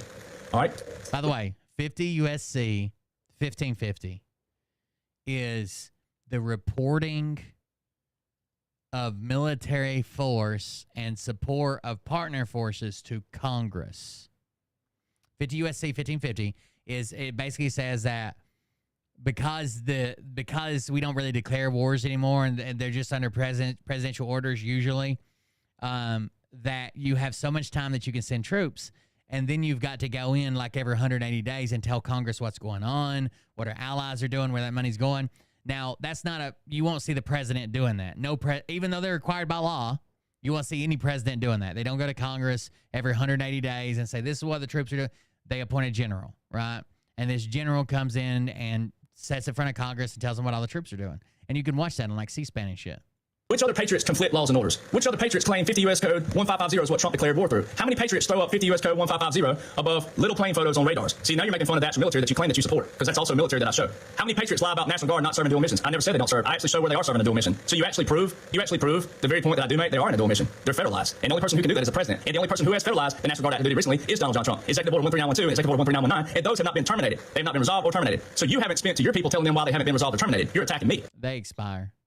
Which proves you don't know anything of what you're talking about. Which other patriot says Trump extended his term through executive orders? I don't know of any. Well, it's because you don't know people who are reading. See, you're sticking around people who choose to go to a tour to hear surface level stuff because you are alienating them. Y'all are keeping them alienated to what you want them to hear, which is not empowering people. It's not empowering them with what Donald John Trump actually has done. And if this was all secretive, they wouldn't have put it out there for the people to see. So you can't come back with some bullcrap about, well, you know, they don't want the people to see that right now. We're out there on these tours and we're out talking to these people. No. It's all public information. And you haven't done your research and your homework, put it all together. See all these tabs up here? These tabs are about to end your career. All these tabs are about to end your career. Because oh my God. Which I'm about to show. No way. The person said, you understand the Constitution is under interpretation by, quote unquote, we the people. We're the beneficiaries of the contract. We get to interpret the Constitution. You're stating that someone is a liar based on their interpretation. Are you saying the U.S., the United States, wasn't a corporation? And here's where Miss Melody just ended her career, right here. You did it, Coach Mel. You're the one who did it, not myself. You put all this in writing, and I'm about to debunk every bit of you to show the American people why discernment is crucial in this era of spiritual warfare and information warfare with people claiming to be a President Trump supporter but don't know anything of what's in place. All right? The U.S. is emphatically not a corporation and never was. It is a massive grift. Boy, it's a massive grift. Yeah. The U.S. is not a corporation. The left love that word. They call President Trump a grifter. So here's someone who says they're a Trump supporter. They're actually not. They're wolves in sheep's clothing. That started in the 80s. All right, well, first off, let's go look at Bannon. And let's see what President Trump said about Steve Bannon. Here's the president's full statement. Steve Bannon has nothing to do with me or my presidency. When he was fired, he not only lost his job, he lost his mind. Steve was a staffer who worked for me after I already won the nomination by defeating 17 candidates, often described as the most talented field ever assembled in the Republican Party. Now that he is on his own, Steve is learning that winning isn't as easy as I make it look. Steve had very little to do with our historic victory, which was delivered by the forgotten men and women of this country. Oh my goodness, President Trump's alluding to all of the men and women he's given the power back to. Yet Steve had everything to do with the loss of a Senate seat in Alabama, held for more than 30 years by Republicans. Steve doesn't represent my base, he's only in it for himself. Here's the kicker line right here. It's coming up. Steve pretends to be at war with me. By the way, it was his chief strategist. President Trump has the best people that he could fucking find. They're the greatest people. There's nobody better. Nobody's put a team together like this. No one could find anybody better. Even if they wanted to, there is no one better. Couldn't get better, couldn't be better, couldn't do better until they disagree with him. Media, which he calls the opposition party, yet he spent his time at the White House leaking false information to the media to make himself seem far more important than he was. It is the only thing he does well. Here you go, get ready. Steve was rarely in one-on-one meeting with me and only pretends to have had influence to fool people, fool a few people with no access and no clue whom he helped write phony books. And here's this person over here. This, by the way, came out when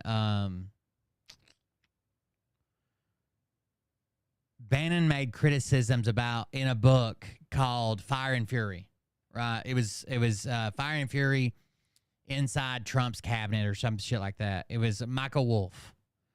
And Steve Bannon said that Donald Trump's meeting with the Russians, where they supposedly had information on Hillary, and Donald Trump didn't go there, but he sent his son and some of his campaign people there, and it turned out it was a ruse. They didn't actually have information on Hillary. They were trying to do something else, apparently. But he calls that treasonous and seditious, or I don't know, something like that. But it was all the Fire and Fury book. And Trump got pissed off and made this fucking statement. Over here, in my comment book box, they're advertising a book that they've written. Here's your evidence. This is CBS. All right? Boom. So it's all right here. This wouldn't be part of an occupation because Bannon was in the Navy. All right? This right here is personal. Now, President Trump did pardon him. But see, that's what good people do. Good people try to give people a chance. See, I don't want to attack this person. I'm not here because I want to attack. They attack me. They're defaming my character. And then he comes back and pardons him, right? I'm standing up for my character. All right? Because I show you laws and orders. Because it's part of the movie. He has to campaign. Their own place. They're in the books, .gov.mil sites. But especially military laws and military orders, military customs, military regulations that most civilians don't know, and rightfully so, because you weren't in the military, and that's okay. But here's a person, and here, this was 2017, all right? CBS News. You've got to show me that even if the entire honor guard comes out tomorrow in lace panties, how that proves that Trump is still the president. Talking about phony books. And here's this person in my comment box advertising their book and attacking me with it.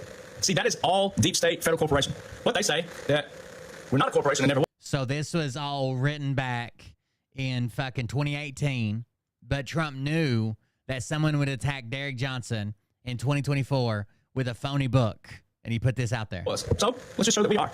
All right, all you gotta do, if you don't like Wikipedia, it's pretty doggone accurate. Washington, D.C. Oh, wait. All right, District of Columbia, commonly known as the capital of the federal district. And it goes on to say, and you gotta go over to 1871. which I clicked on just for you, scroll down. The District of Columbia Organic Act of 1871 is an act of Congress that represented individual charters of the cities of Washington and Georgetown and established a new territorial government for the whole District of Columbia.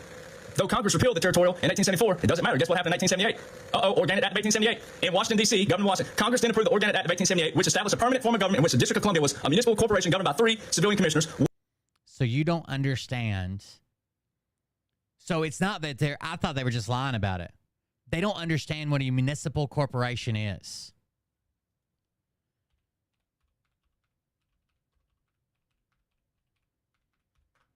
I can Google it for you. I'll try to give you an example. A municipal corporation is like when people say a municipality, like they work for the city, like I work for the city of Johnson City. A municipal corporation is the legal term, the legally binding term used for the local government. That means cities, counties, towns,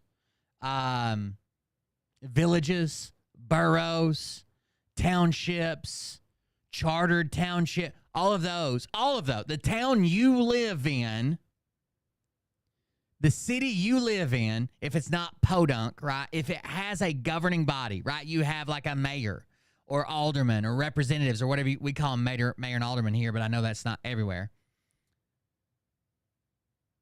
If you have a city, town, borough charter, that is called a municipal charter, okay? And when you write a municipal charter, it's a legal document that makes you a municipality. That makes you a municipal corporation. That's how you can pay and pass laws and fire departments and all of that.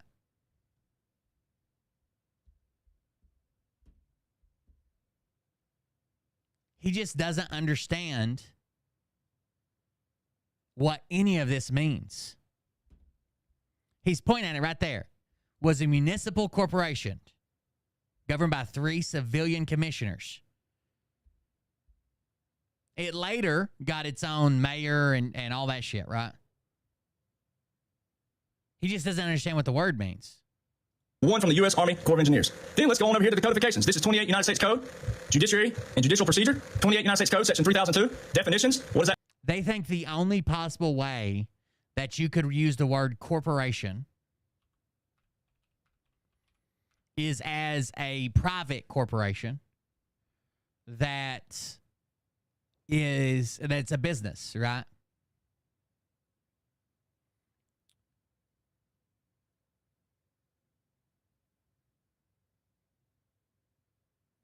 The reason you make a corporation is because it brings a group of people together, whatever the rule is, so that you can make profit, losses, you can pay taxes, you can be assessed for things, you can be held liable for things, you can pass laws if you're a municipal corporation, you can do your own elections. I just don't understand.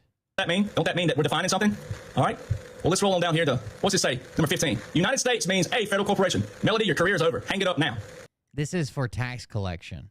Just like your city can collect city taxes, this is for tax collection.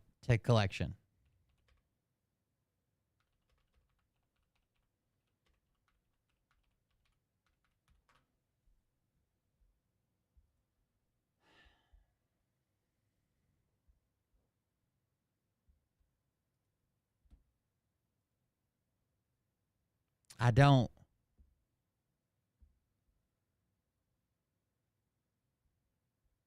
This statute right here does not say that the U.S. is a private for-profit corporation.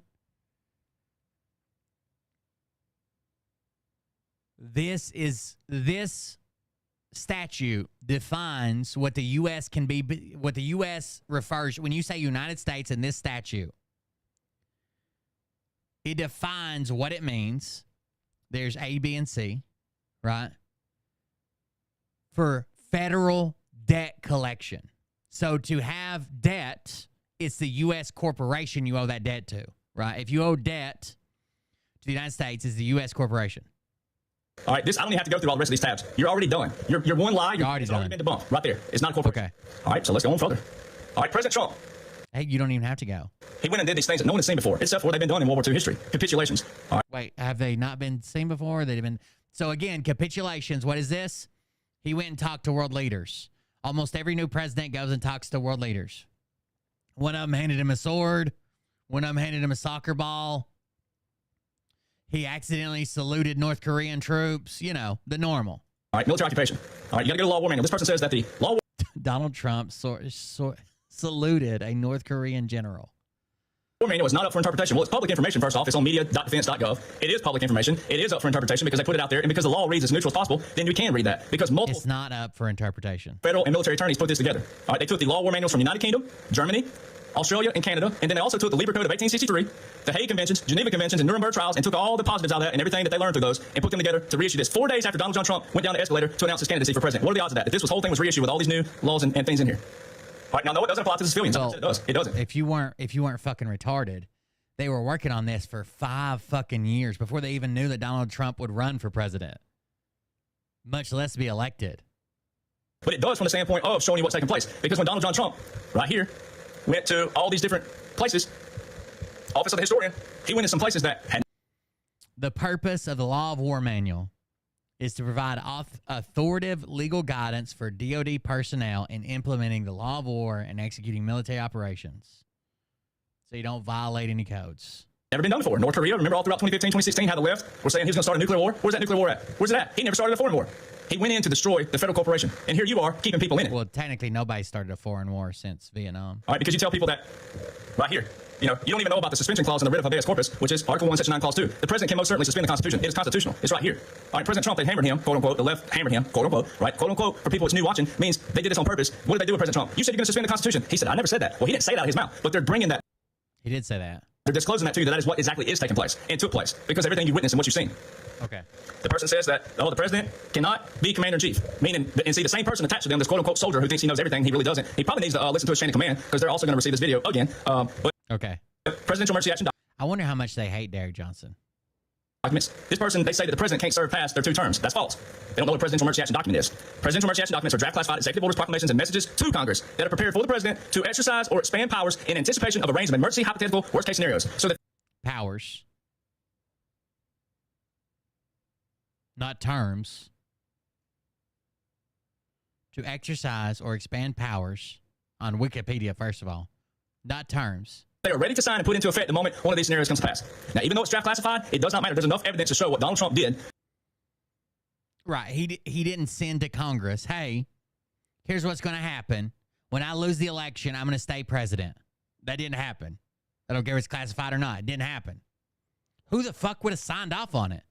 And also the executive orders put into place with the national emergencies and what national emergencies do in executive orders, which we're going to get to show that this is taking place.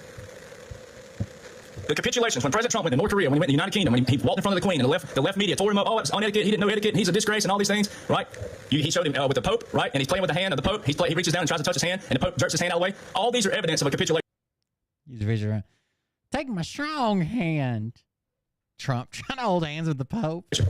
And to show one step further, once again, capitulations are in Chapter 12 of the Law War Manual. Well, what did President Trump say about Angela Merkel? He said it at Mar-a-Lago a few times. He said it on Piers Morgan. I gave her a white flag of surrender. Well, what does that say right there? Chapter 12 of the Law War Manual, the white flag of truce to initiate negotiations. Well, now let's go over here to the unconventional.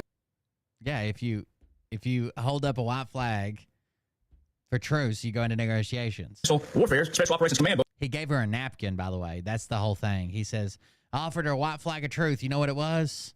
A beautiful napkin. No one even gets the joke. Put out April 2016, which would have been right before all the other series of things that took place. This unconventional warfare, Special Operations Command. All right. Well, look at some of the topics in it. Let's scroll down.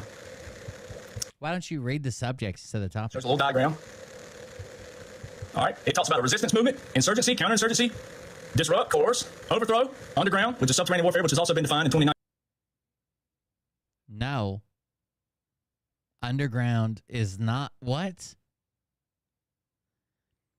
Underground is cellular organization within the resistance that has the ability to conduct operations that are inaccessible to guerrillas such as urban areas. 2018, 2019, that the Army. Under the control of local security forces. Underground doesn't mean physically underground. It's like, what's your favorite underground rapper? He's not in the subway. It's Oh my in the God. military. The wars in the future were going underground. That our wars will be fought in mega cities, not inside them, but beneath them. What's happening in Israel right now? Subterranean warfare. It's all outlined. What's going on in Israel is all outlined in the 2019 Army publication to the T, word for word, and how much money we're spending. In its second place, guerrilla warfare, denied area. Then you come on down here. Watch this: shadow government and government in exile. That's consists of a government elements and activities performed by the irregular organization that replace the governance function of the existing regime. So a shadow government. Examples include security, health services, and taxation. Members of the shadow government can originate from any elements of the irregular organization. They can be underground, auxiliary, or guerrilla forces. The shadow government operates in the denied area of occupied territory. Now, a government exile is when, you know, the president or whoever has to flee the country because the people are trying to overthrow and kill them, and they're still in charge. a World War II tactic for military occupation, right there. That's what we did in World War II. The Philippines is the one I always talk about, where they had two presidents, but the one president had no control of the military. All he did was meet the press and the public in the Philippines, while over there, and the people thought he was real and thought he was really president. He wasn't. The real president, Quezon, was in D.C. with Roosevelt, and Roosevelt in World War II had full control of the military of the Philippines. This goes on to show you this right here. This is why I brought that up. Negotiated settlement, clandestine operations, and overt operations. Negotiations with government representatives. This is the clandestine. What's it say right here on the side? Preparation. This is when so the reason this is written for the special forces is because they basically excel at irregular warfare. What is that? That's where we might send 30 of them in with a few thousand of the locals and help them overthrow their government or whatever, right? Or maybe they're resisting, or maybe we're supporting the government against guerrillas. This is how irregular warfare works. It has nothing to do with anything in the United States or Donald Trump. Of he has bone spurs. Revolutionary cadres and of masses for revolution. Negotiations with government representatives, shadow governance, see it's on the side of it, right, on the clandestine and overt. Negotiated settlement. And this booklet also says heavy usage of Title 50. All right, from April 2016, it's telling you what's coming. Heavy usage of Title 50. Then, May 2016, the Supreme Court clarified right here. The Supreme Court has called the military justice system, military justice a system of justice separate from jurisprudence in the civilian courts.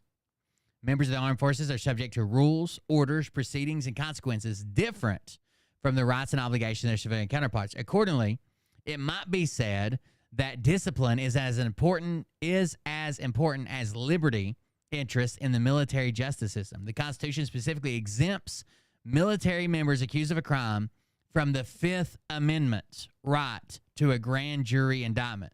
So what did all they did was say they're separate, right? They're not the same. You can't be held, you can't be going up for a court martial and be like, I want to go to federal court and I want a grand jury for this shit. Right? You can't be guaranteed a jury of your peers. That's why they have UCMJ. The Fifth Amendment right to a grand jury indictment, from which the Supreme Court has inferred there is no right to a civil jury in courts martial. However, in part because of the different standards provided in courts martial, their jurisdiction is limited to those persons and offenses the military has legitimate interest in regulating.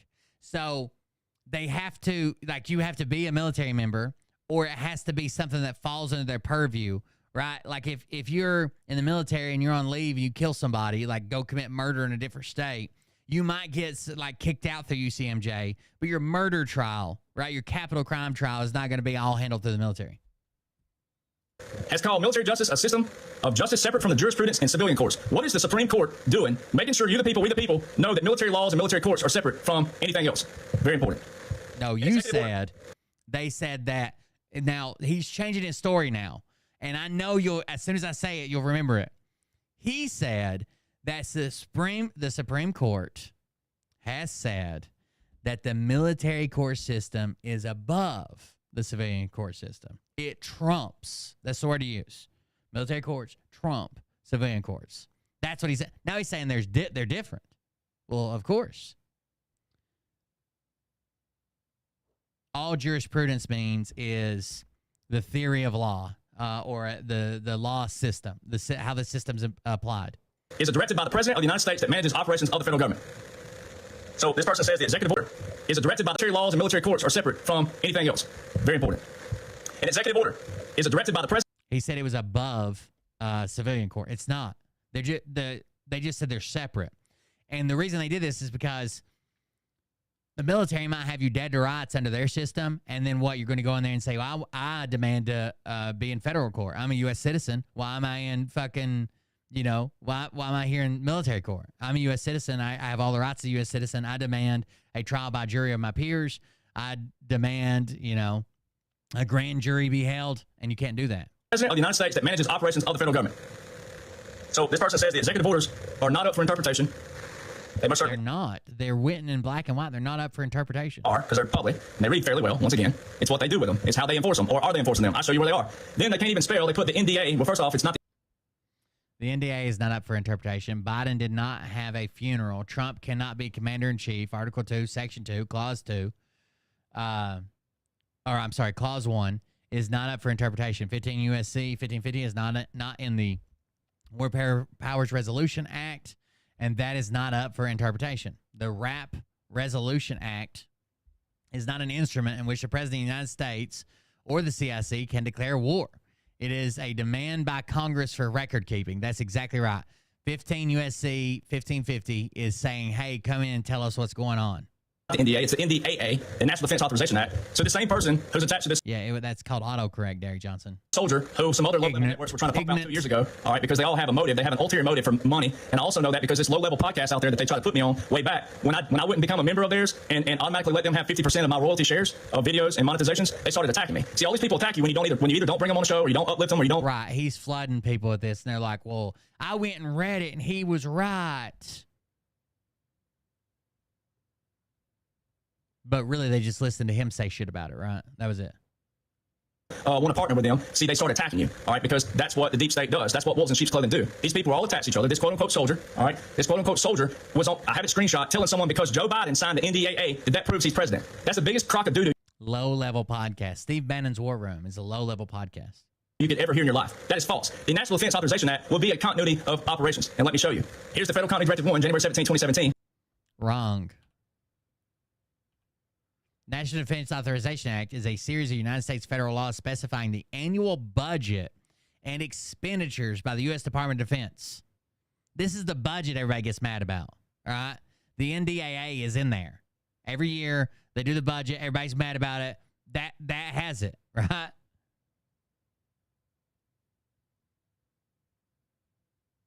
We see it all the time. The other one is called the Defense Appropriations Bill.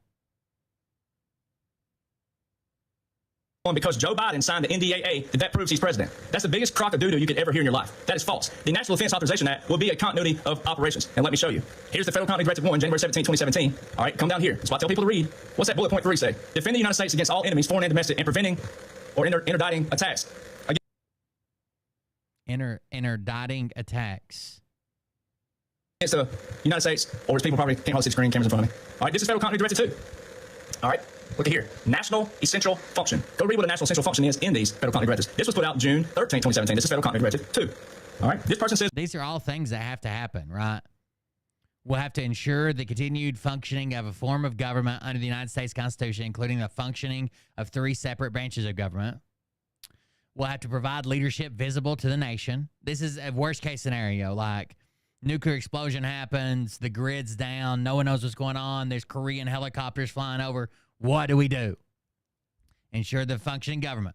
Provide a visible leadership to the nation. Defend the United States from all enemies. Right? That obviously. Maintaining and fostering effective relationship with our foreign nations. We need to get on the horn with all of our allies.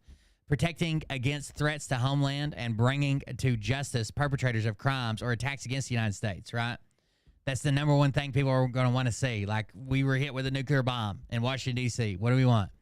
We got to get allies. We got to put somebody out front. We got to make sure the government's still functioning. We got to make sure everything's still going. And then we're going after those motherfuckers. Providing rapid and effective response to recovery from the domestic consequences. This Biden did not have a funeral. He most certainly did. All right, this is C-SPAN.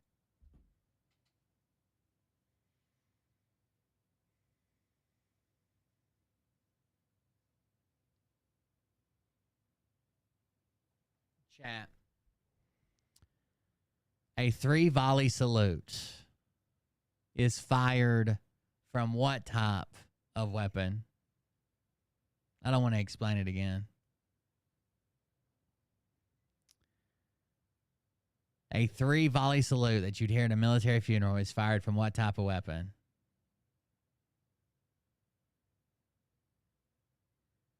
Rifles. If a president dies, he will get a 21-gun salute, which is the same thing he gets when he's inaugurated. Just because he's president. That's the procedure, right? If anybody dies, including the president, military, and have a military funeral, they will get a 3-rifle volley. That is 3 rifles firing at the same time, not in sequential order, firing at the same time 3 times. There could be between 5 and 9, I think. It doesn't matter how many shots there are.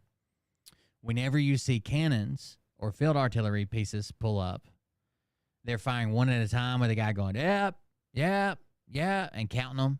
Sometimes they even say the guns' names. That is a gun salute. It has nothing to do with a funeral, although the president will get one of those as well at his funeral. Oh, my God. And we messed up. We fucked it up, guys. I Best and worst dinner for your I don't know where I'm at. What sweet happened? potato. Try to I'm find delirious. the purple sweet potato. They're the hot. Shut up about purple Don't sweet potato. boil This or guy's fry fucking another sucking egg on before eggs. listening to Literally. See, our body. I hate my This life. is C-SPAN. All right. Right here. What is that? That's Arlington National Cemetery and the White House. All right. You can see it clear as a bell. That's Arlington National Cemetery. It has tells you it's Joe Biden's president. Besides being a minimum and a maximum amount, it has neither one. It does not matter how many artillery pieces or how many rifles are there. Presidential inauguration. They had to show you something that day. They had to. All right. Now let's watch a little bit.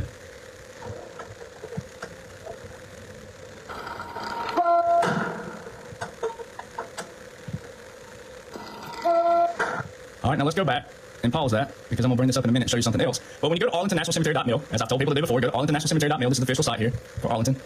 21-gun salute, right there. I already know what he's going to say. He's going to say, this should not be confused with a 3-volley salute, which is fired at, or which you may hear at Arlington National Cemetery.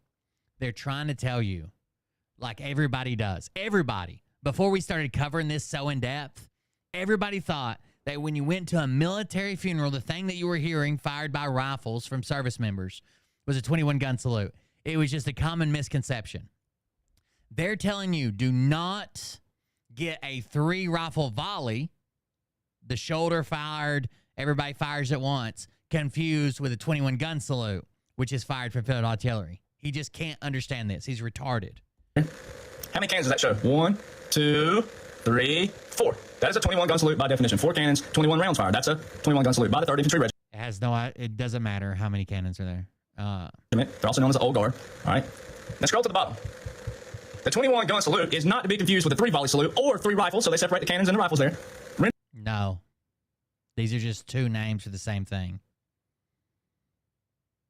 A 3-volley salute and 3-rifle volley are the same thing. And volley fire, if you don't believe me there, volley fire is that's what it means. Everybody fires at once. There is no you, then you, then you, then you. It's just fire. Ready, aim, fire. Ready, aim. Everybody fires at once. Rendered at military honors funerals, which you might see or hear at Arlington. So they gave you 2 senses right there. You can see or hear at Arlington. All right. Well, if you go back to YouTube and you go over to YouTube and you look up President Trump, Obama, Bush, Clinton, all the way back to Nixon. They don't show Carter's for whatever reason, probably for good reason. But he's no longer the worst president in history anymore. Thank you, Obama. All right. But you go look them up and they'll show you 4 cannons, 21 rounds fired for every other president. It does not matter how many cannons are there. I think it's the limited space. It was raining that day. They had precipitation in the morning. I think it's the limited space here. Plus, they already had a bunch of their artillery pieces were over at, or probably en route back to be cleaned and serviced because they had the big thing for Donald Trump. He made them have it for him leaving. Only cannon shown all day long for Joseph Robinette Biden Jr. was at Arlington National Cemetery. 3 cannons, which is a funeral honors for. If let's just say for a second, for sake of argument, let's say they were firing the one that you might hear for a funeral, the 3 rifle volley, and they were firing it with artillery pieces. they would all three fire at the same time, and they would do 3 volleys.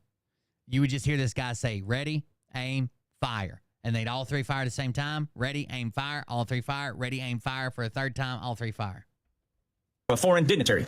All right. The other thing is knowing Army regulations. All right. So I was in the U.S. Army. It's the Army who does the firing. It's the 3rd Infantry Regiment. They're actually not artillery men. They're actually mortar men. All right. They're not artillery by trade. All right. I went to the artillery school. All right. It's not artillery. But let me show you Army Regulations 600-25. You go to page 2, scroll down from Army Regulations, go to page 2 and look up cannon salutes. A salute with a cannon will be fired with a commissioned officer present. Well, let's go back and look over here. There are no commissioned officers present. None of these are commissioned officers. And if they don't have a rank on, then that means that's a fuzzy, meaning a fuzzy uniform, meaning they have no rank. They're the lowest level. Wrong. He's the guy. He's the fucking NCOIC. Or he's the OIC. This is the NCOIC. This is the OIC. Those are 2 officers right there. You think they're privates? Not even private first class. You think they're fucking privates. So we got a staff sergeant, a sergeant, a staff sergeant, and you think we have 2 E1 privates right here.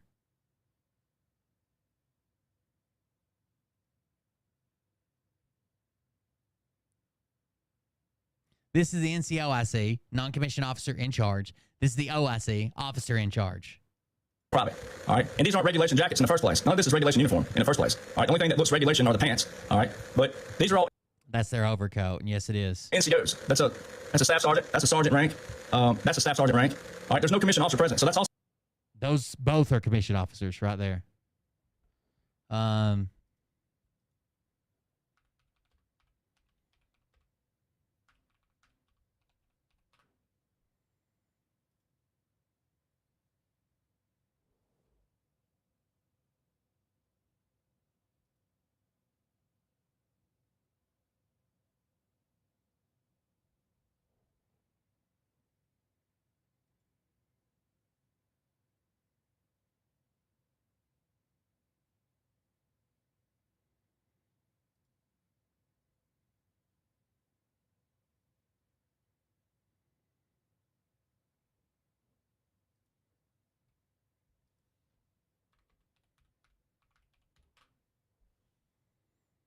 You don't know military customs. You don't. You'd be surprised. You don't even know military customs.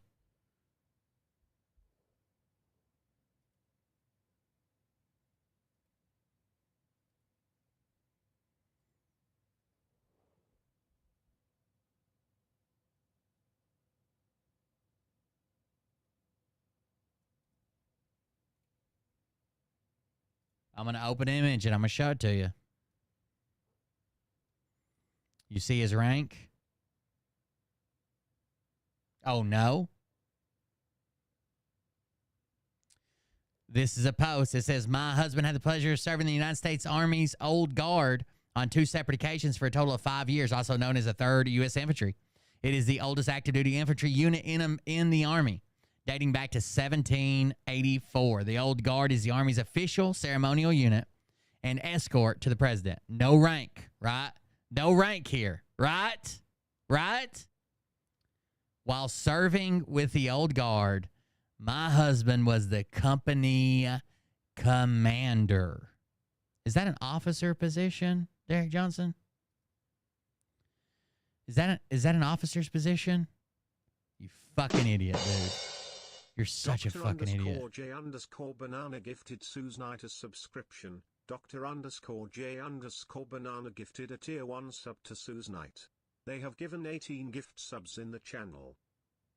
Thank you very much for the gifted sub. Appreciate it.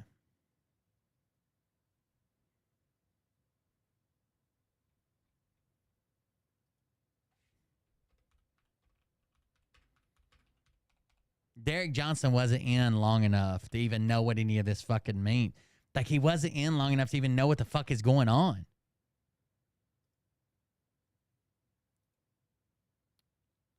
He has no fucking idea what's happening.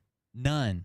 Oh, well, they must be, I guess, I guess he must be an E1 private. On the ceremony team, you know, if you go through boot camp and graduate, you're an AIT, you can't be an E1 private. You've already got enough time and service time and grade to be promoted. And there's no limit on those promotions from E1 to E2.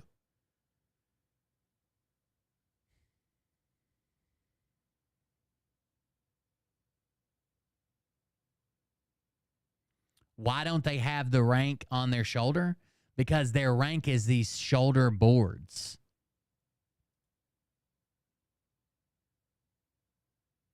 Their rank are these shoulder boards. That's what these are. They're shoulder boards. They're in their overcoat. You can't see their shoulder boards. That's their rank.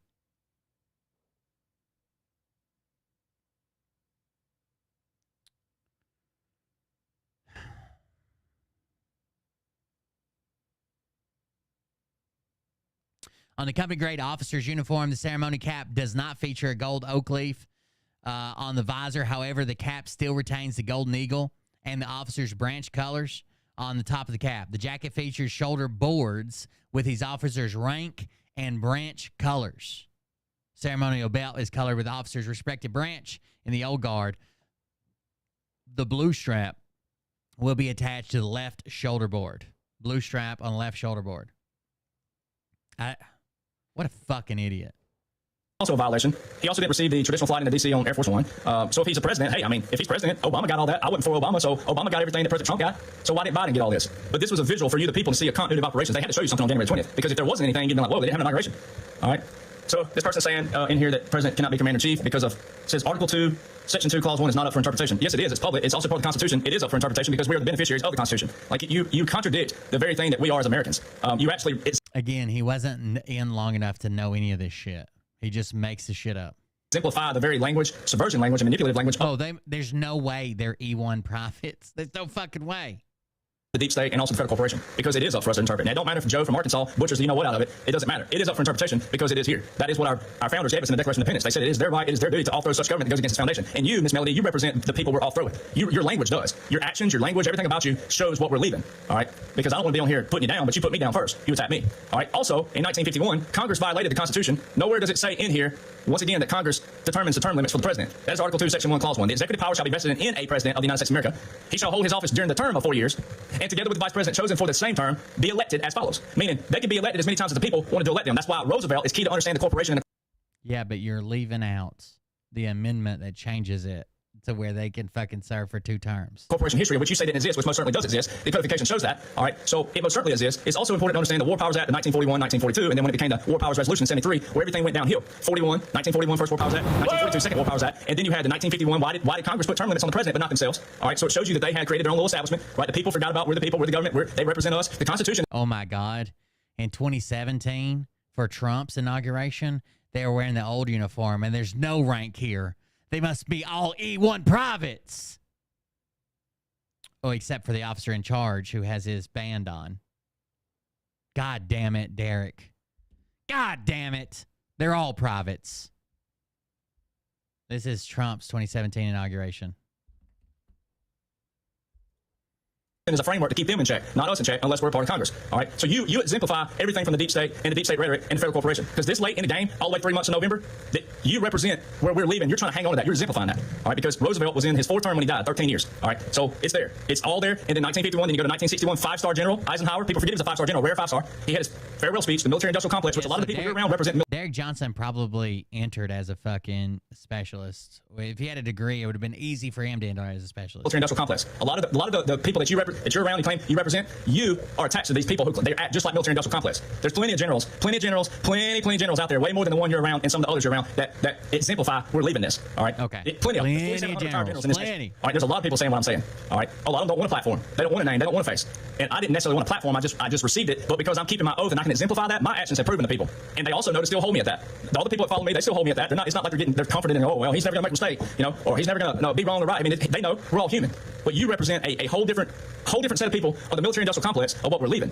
All right. So it's all in laws and orders. And then 61, that's the military-industrial complex. 63, John F. Kennedy went around the Federal Reserve, which is the deep state, went around them straight to the Treasury. January 1963. What happened November 1963? All right, it's very obvious and clear. He went around the deep state. He went around the swamp. What happened? 1968, we let the gold standard act. Who was the president? Lyndon Johnson. Who was the vice president? And then also listen, who was the CIA director? Oh, that's a big one. Who was the CIA director? That would be George Bush Sr. It doesn't matter. You're None linking of this yourself with the matters. swamp. You're linking your language and your tactics. Link yourself with the deep state and the swamp. The very people that President Trump are calling out the fake news, and you're making yourself look that way. And then 1973, the Congress of 1973, what did they do? Right here, bam, the War Powers Resolution, known as the War Powers Act. Well, this was the amended version of the 1941 and 1942. And if you listen to all my podcasts, never ever do I say that only the president can do. Designed to limit the U.S. president's ability to initiate or escalate military actions abroad. As part of our system of governmental checks and balances, the law aims to check the executive branch's power when committing U.S. military forces to an armed conflict without the consent of U.S. Congress. It stipulates that the president must notify Congress within 48 hours of military action and prohibits armed forces from remaining for more than 60 days. So you're trying to use this to justify that Donald Trump had the power to make himself a wartime president, but it limits the president's ability. It limits it. Do something. I have said that there's been questions in the past. Can the president absolutely declare war alone, or can the Congress? I know what the Constitution says. I know exactly what the Constitution says, but guess who made that question? Roosevelt did that. Roosevelt did that with the first War Powers Act and the second War Powers Act. When Roosevelt told Congress back then, he said, hey, who do you think the military is going to listen to? You think they're going to listen to you, the Congress, or me, the president? Because of what we were facing and what they made the world think they were facing. The president can't alone declare. This didn't happen. All right, so the Congress wrote the first War Powers Act. They also wrote the second War Powers Act in 1942, which is all about land and naval use. All right, what a follow-up of the first one. Then they took those and amended that to the 1973. They're the ones that put in here about the president can declare war. And for you to say anything else is just absolute hogwash or false, because you're in it for yourself. You're having to create a secondary username and get my comic box to advertise your book because I blocked you on the first time around. All right, so you say here about the 50 U.S. Code 1550, the war resolution is not an instrument in which the president of the U.S. or CIC can declare war. Well, not only did Donald Trump have 11 executive orders with 11 national emergencies, and they're all being played out right in front of you, it also would make sense. None of that matters. Why Joe Biden's extending all of them. Because Joe Biden, Obama, the Clintons, Bush, Jimmy Carter, and all these others, Schumer, Romney, Pelosi, John Kerry, all these people hate the president cannot declare war.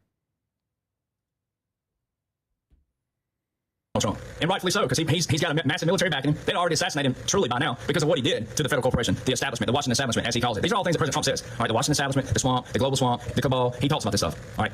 The reason this was written is because the president can just send troops places, right? Like Truman. Truman sent troops, forced troops into combat in Korea, right? Reagan put troops in Grenada and fucking Libya.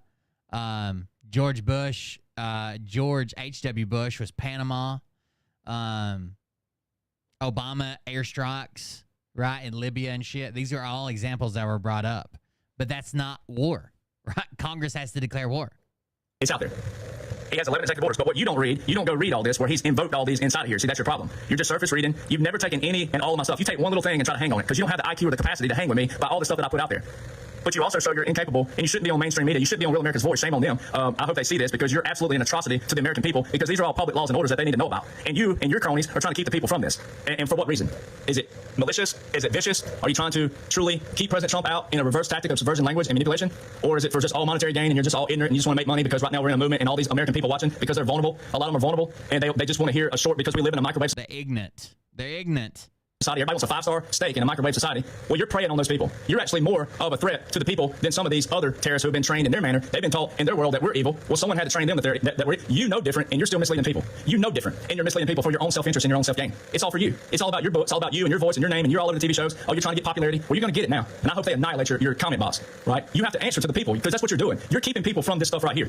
And that's what you're doing by going on a TV show that I'm not on and can't defend myself on that. Can't defend myself for those people unless they come up and looking me up. You're up there defaming my name, slandering my name, and libel. He's probably going to sue. It's all libel because you put it in writing. You're attacking me for your own self-interest on a network that's got a big following. So what you're doing is you're actually hurting those people from getting to the truth. This is all in laws and orders. So, you know, you need to know that. And from what I understand, I hear. So you know how he just bounced over the question of can the president declare war? The president cannot declare war. The president can send troops places and what, but the War Powers Resolution Act basically said that you can send troops or whatever, but you got to come and report to us. Right, we got to know. And you have to do that every 60, and I think the first time 60, then it's 180 days after that. The president sends a general to do that, obviously. Hear that you're in the comment box. So good for you, because now you have to answer to all these people while you look like a clown, and you are a clown. Answer to the people, because the other thing is this: is there's going to be people watching you now that. Congressional resolution designed to limit the U.S. president's ability to initiate and escalate military actions abroad as part of the system of government checks and balances law aims to force. That's the same thing. Constitution divides the war powers between Congress and the president. Only Congress can declare war and appropriate military funding. Yeah, the commander, the president is the commander-in-chief to the armed forces. Right? So he can send troops places. He can send them into combat, technically. Right? But that's not a war. Are in the positions of power that's going to take you into question and consideration on what and who you are. Because there's no way you can defend yourself. You got in writing right here, Hoss, right here, Coach, right here. Here's all your stuff that you said is not where it's at, and it most certainly is. And I'm not even halfway through. So keep commenting in the comment box and make this all happened when fucking Nixon. A lot of this came up when Nixon was fucking. He was making secret military bombing runs into Cambodia during the Vietnam War without nobody in Congress knew, and then Congress found out. Make yourself look like a fool, because that's what you are. You're a fool. And Nixon vetoed the bill. I'm almost positive on this. Somebody can look it up. Nixon vetoed the War Powers Act, War Powers Resolution 1973. He vetoed it, and then Congress still got 2/3 to override the veto. He wanted to keep bombing Cambodia. All right here, Donald Trump put all this in place. Why would Joe Biden extend all this? Why would Obama, if he was running the stuff in the background, why would he extend all this stuff? Especially Executive Order 13848 that's called foreign election interference. That's what you claim to be all about. You claim to be all about that. You claim to be all about elections, and you don't even know that here's Joe Biden. If he's a real president, why would he be extending an order that would damn his whole administration? That makes no sense. These all have 2-year clauses. Because you have to believe that. You have to believe that Joe Biden cheated and he was going to be tied up in some executive order, and then silly Joe Biden just extended the act. On it. See, what you don't understand is an executive order with national emergency has a 2-year clause on it that it automatically terminates if it's not resolved or extended. So why would Joe Biden be extending everything by Donald Trump? See, the people in this comment box, they already know that. Wait a second. No, you told everybody that it had to be something by Congress, had to be rescinded, it had to be whatever. Of course, he doesn't have anything to worry about. Imagine if, like, I murdered Mariah by feeding her chlorine and it wasn't illegal. And then a law come up, someone else passed the law that said, okay, if you murder your wife with chlorine, you're going to prison. If I murdered my wife with chlorine, I would not sign that bill if I was president. Right? I would veto it. But if I didn't murder my wife with chlorine, imagine you got a watermelon, it's blue on the inside. People already know that. So let's look at what the president can do. Since you said it right here, you said it, not me. You're getting everything you asked for. 50 U.S. code is not in the War Powers Resolution Act. You said the war, you can't even spell, first off. The War Resolution Act is not an instrument in which the President of the United States or the CIC can declare war. Well, let's read what it says that you can do. Let's just show you, Miss Melody, that you don't have a clue what you're talking about. You just went on TV. You went on a TV show that has a lot of followers. And look at here what it says right here. 50 United States Code is the War National Booklet. All right. Chapter 34, National Emergencies. This is uscode.house.gov. Declaration of a national emergency by executive order. Authority. Publication in Federal Register, transmittal to Congress. So don't say transmittal from Congress. It says transmittal to Congress. Well, let's read what the President can do. When the President declares a national emergency, no powers or authorities made available by... She said you can't declare a war.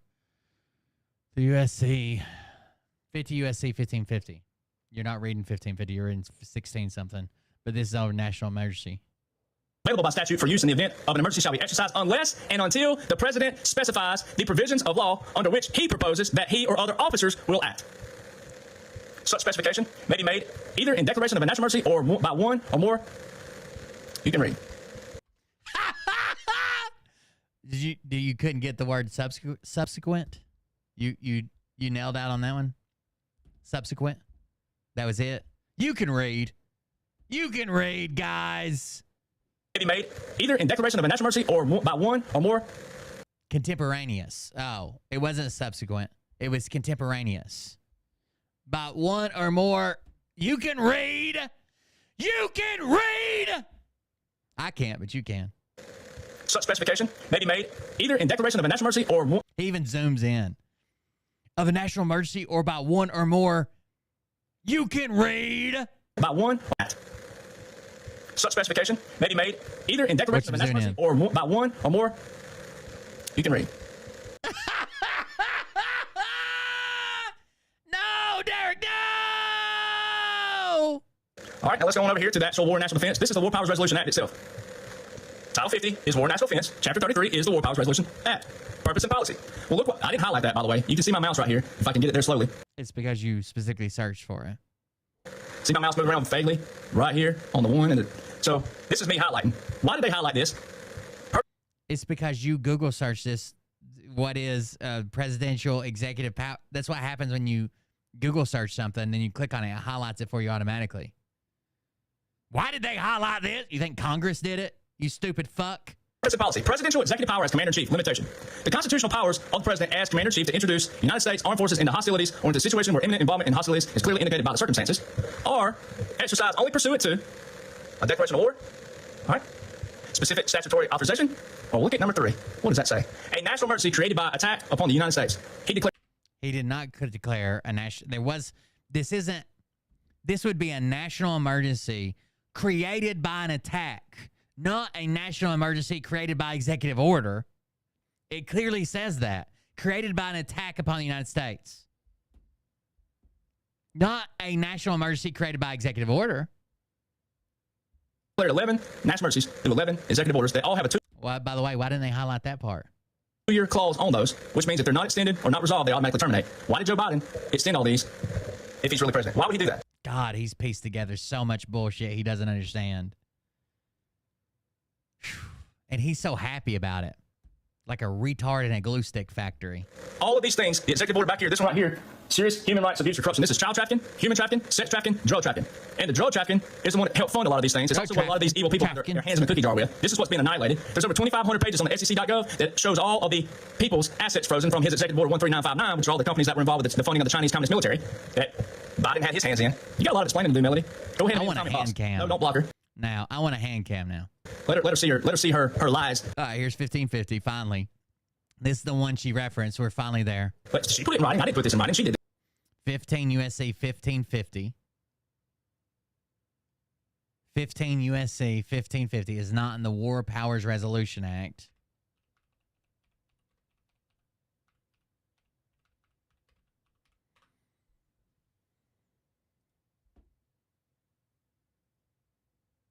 Obviously, it's not. It's USC 1550. It's not in the War Powers Resolution Act, and that is not up for interpretation. The War Powers Resolution, the War P Resolution Act is not an instrument in which the President of the United States or the CIC can declare war. It is a demand by Congress for record keeping. Now he's finally reading the actual section that he was supposed to be reading the whole time. She didn't even mention the 1660 or the other one he was in. This. She said this is the best one. 1638. 50 U.S. Code 1550 is not in the War Powers Resolution Act, and that is not up for interpretation. Well, let's see where it is. Look at here. What's this, ladies and gentlemen? What's that say right there? War and National Defense, Chapter 33, War Powers Resolution. Let's get a drum roll going. That's not the War Powers Resolution Act. The War Powers Resolution Act is a law that was written called the War Powers Resolution Act. This is a subsection called War Powers Resolution.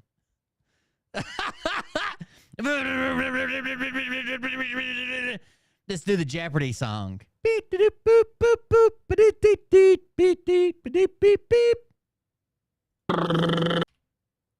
Listen to this drum roll, guys. That is not up for interpretation. Well, let's see where it is. Look at here. What's this, ladies and gentlemen? What's that say right there? War and National Defense, Chapter 33, War Powers Resolution. Let's get a drum roll going. What is that right there? That's the drum roll. God.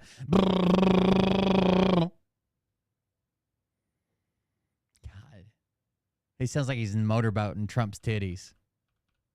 1550, reports and briefings on use of military force. She just said, let's scroll it down a little bit. 50 U.S. Code 155. That's not the War Powers Resolution Act. That's not the War Powers Resolution Act. The act would be a law. There's a subsection of 15 U.S.C. Chapter 33 called War Powers Resolution. Those are two different things.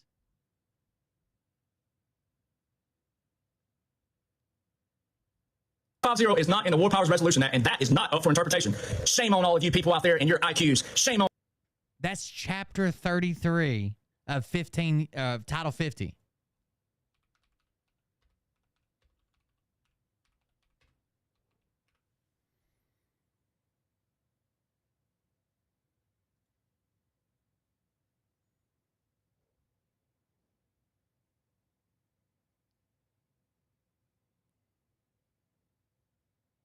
That's not, you understand these are not the same things, right?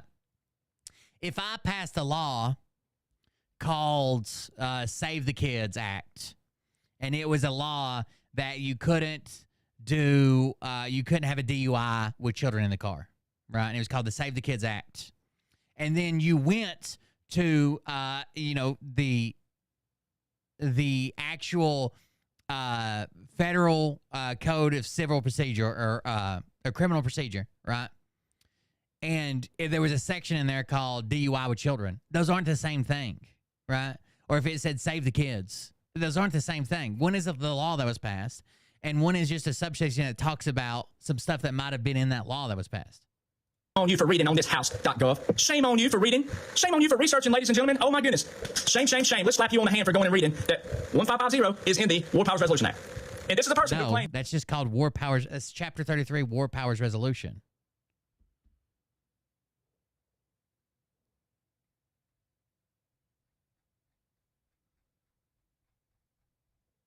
Those are not the same thing.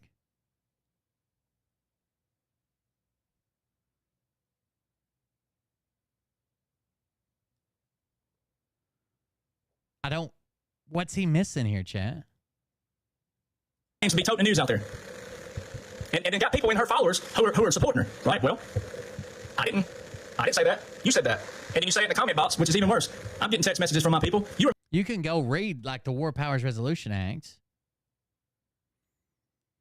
It says War Powers Resolution declares that the purpose of this act is to fulfill the intent of the framers of the Constitution of the United States and ensure the collective judgment of both Congress and President will apply to the introduction of the armed forces of the United States in hostilities or situations where imminent involvement in hostilities clearly indicated by circumstances and to the continued use of such forces in hostilities.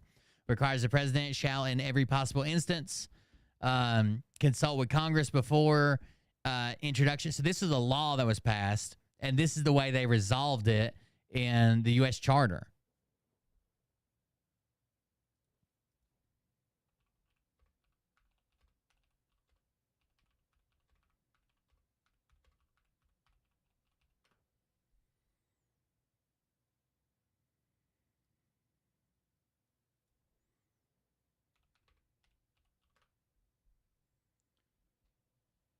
Or U.S. code, I guess. Not charter, code. You're making yourself look absolutely... You're self-destructing yourself.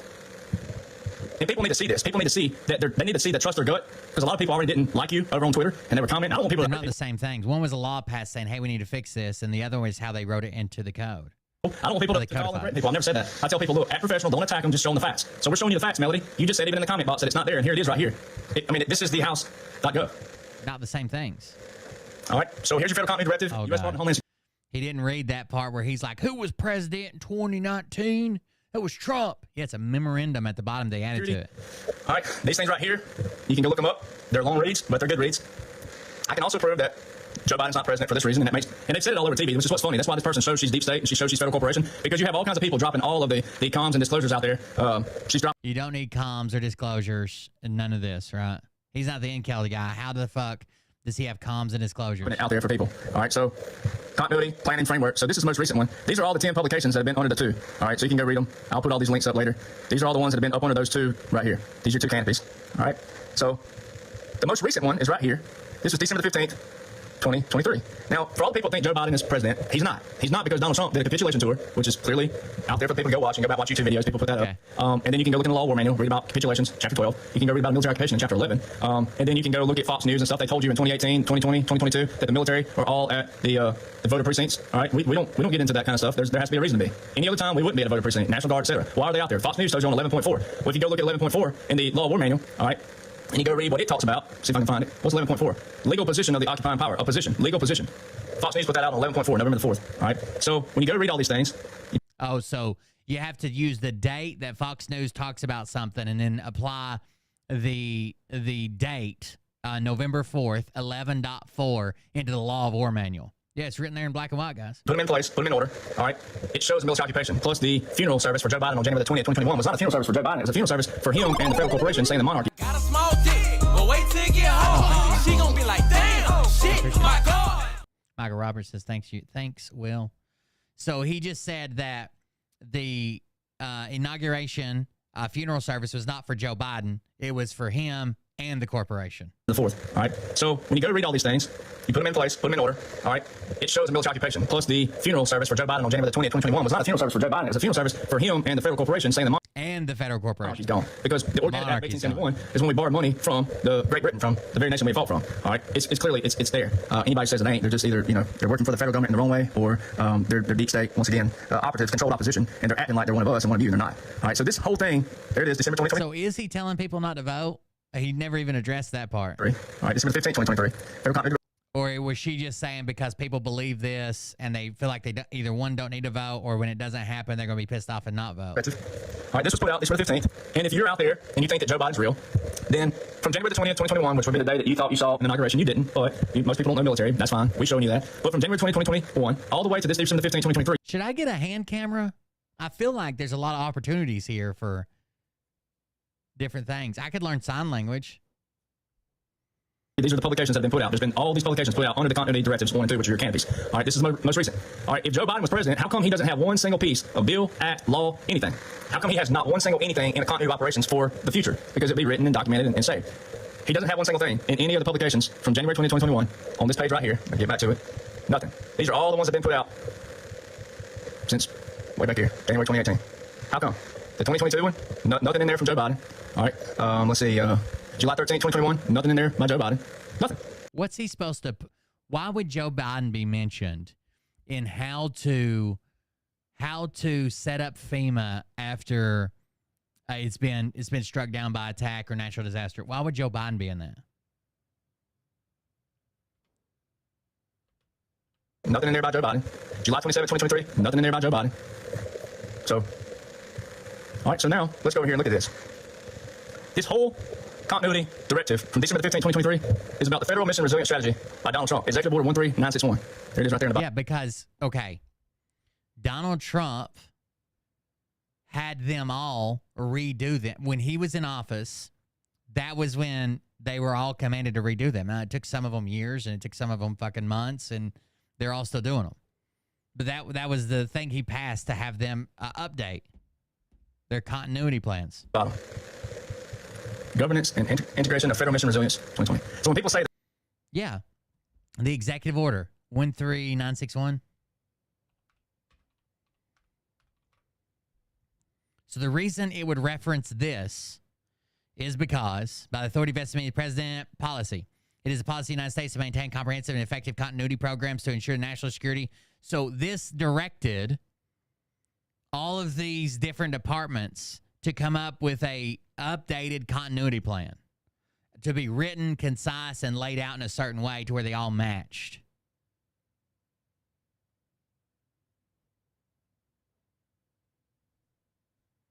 Of course, it's going to reference the thing that said, hey, we need to update this.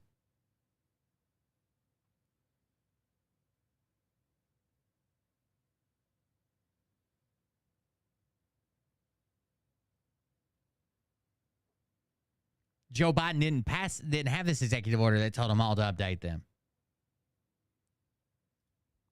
the National Guard order is old. Oh, that's an old order when he federalized them. Doesn't matter. This is December the 15th, 2023, and they're making this about Executive Order 13961. The order. Yeah, because if Joe Biden wrote a different executive order, they would reference it. If he said, no, I want you all to redo them again, and I want it to be in this format, they would reference him. Have not been terminated. They haven't been revoked. All right. So what did this woman say? We're going to do it real loud, and I only got it set for one time, so I'm going to be quiet before I hit play. So she's already, quote-unquote, stepped down.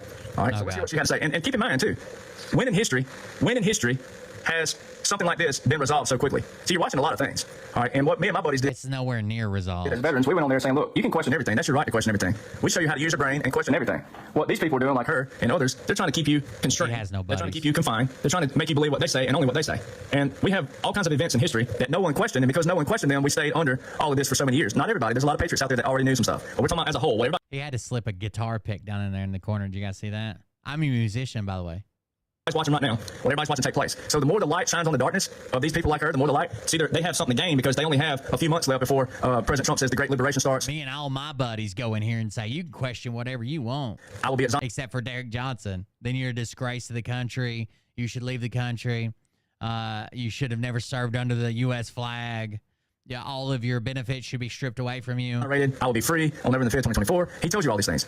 All right, he tells you that, not me. He's the one that says that. That's all him. All right, so how many times in history have you seen something? The other thing is, what we were pointing out is the consistency of the gunfire. Then also the rallies. All these rallies. He did midterm rallies. There's no such thing as a midterm rally. There's also rules around what a presidential candidate. Yes, there are. He's the first one to do them in a long time, but yeah, he can have as many rallies as he wants. And dude, so if he's a former president, why is he having 31 midterm rallies? No such thing. All right, that would be election interference is what that would be, which is his own No, he had rallies when he was actually president. executive order. All right, so that would be his executive order. And he would be violating his own language, his own words, his own orders, his own laws. By being a former president on a presidential campaign, that would be a violation. That would be of his own law. All right.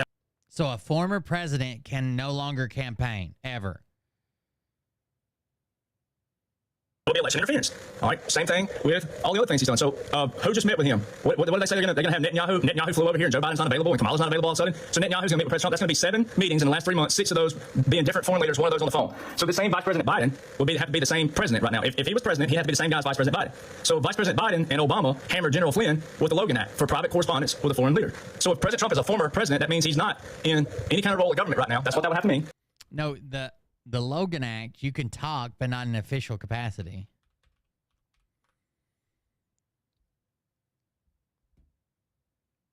You can't negotiate a dispute between the United States and a foreign government by an unauthorized citizen.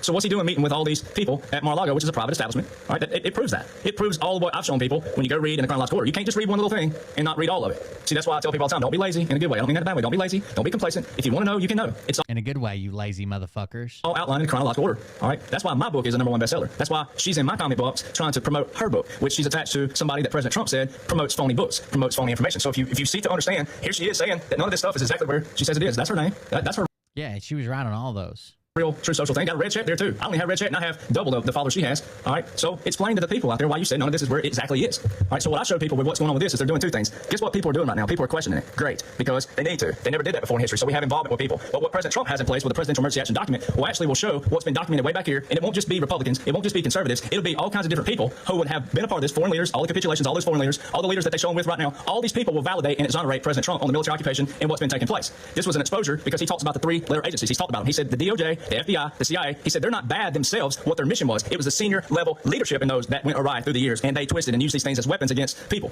So what they showed you with all this, a military occupation. See, she goes on this show today and she says that I said that the right set this up. I didn't say that. I never said that. I said a military occupation. If people don't understand what a military occupation is, which is a defined martial law, and the war is real. The war is most certainly real with us, the people. But if you don't know what a military occupation is by laws and orders of what Donald Trump put into place, I didn't put it there. I didn't write it. I didn't pass it. But it's all there. And when you take it all in the chronological order, not one like these people try to do, they try to take one little thing and debunk it. You can't do that. You got to go look at all the chronological order of all the military laws and the federal laws that pair with those military laws and orders, and then see the National Guard out of their states every single day. All right. When we have veterans out there that try to attach that the National Guard operate all over the world, they do, but they're under an order. You got to go look at the order. You got to go read the order. What's the order say? President Trump's the only president who's federalized the National Guard to active duty recently. It's not been terminated. It's not been resolved. It's still active. And the National Guard are out of their states every single day in the states. We're not talking about overseas. We're talking about right now. We're talking about the states. Why are they out of state? Why are they in states that don't have state emergencies? The governors have control of the National Guard for state emergencies only. Why are they in and out of other states that don't have any state emergencies? Why are all the foreign aircraft? We have foreign aircraft every single day who are part of the USMCA, who are part of Abraham Accords, and also all these nations that capitulated. They're on our National Guard bases every day. They're on municipal, regional, and county airports. That's all World War II, Second War Powers Act of 1942. That's a World War II tactic. All right. We have Canadian aircraft in Little Podunk, Wyoming, in the middle of nowhere. We have a Spain aircraft that flies all over the U.S. and goes off the radar most of the time, but it lands on municipal and county airports. Why? Well, there's orders in place. It shows that what Donald Trump did. I didn't do this. Donald Trump did it. And it's military laws. So listen to this lady, right? She tells you everything you need to hear, but you got to listen carefully. God damn, my arms are tired. Yes, I do.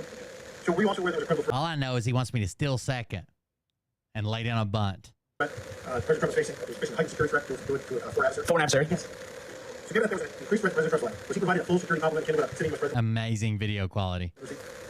He was Oh, and then we wouldn't have an advertisement. Thank you, Tyler.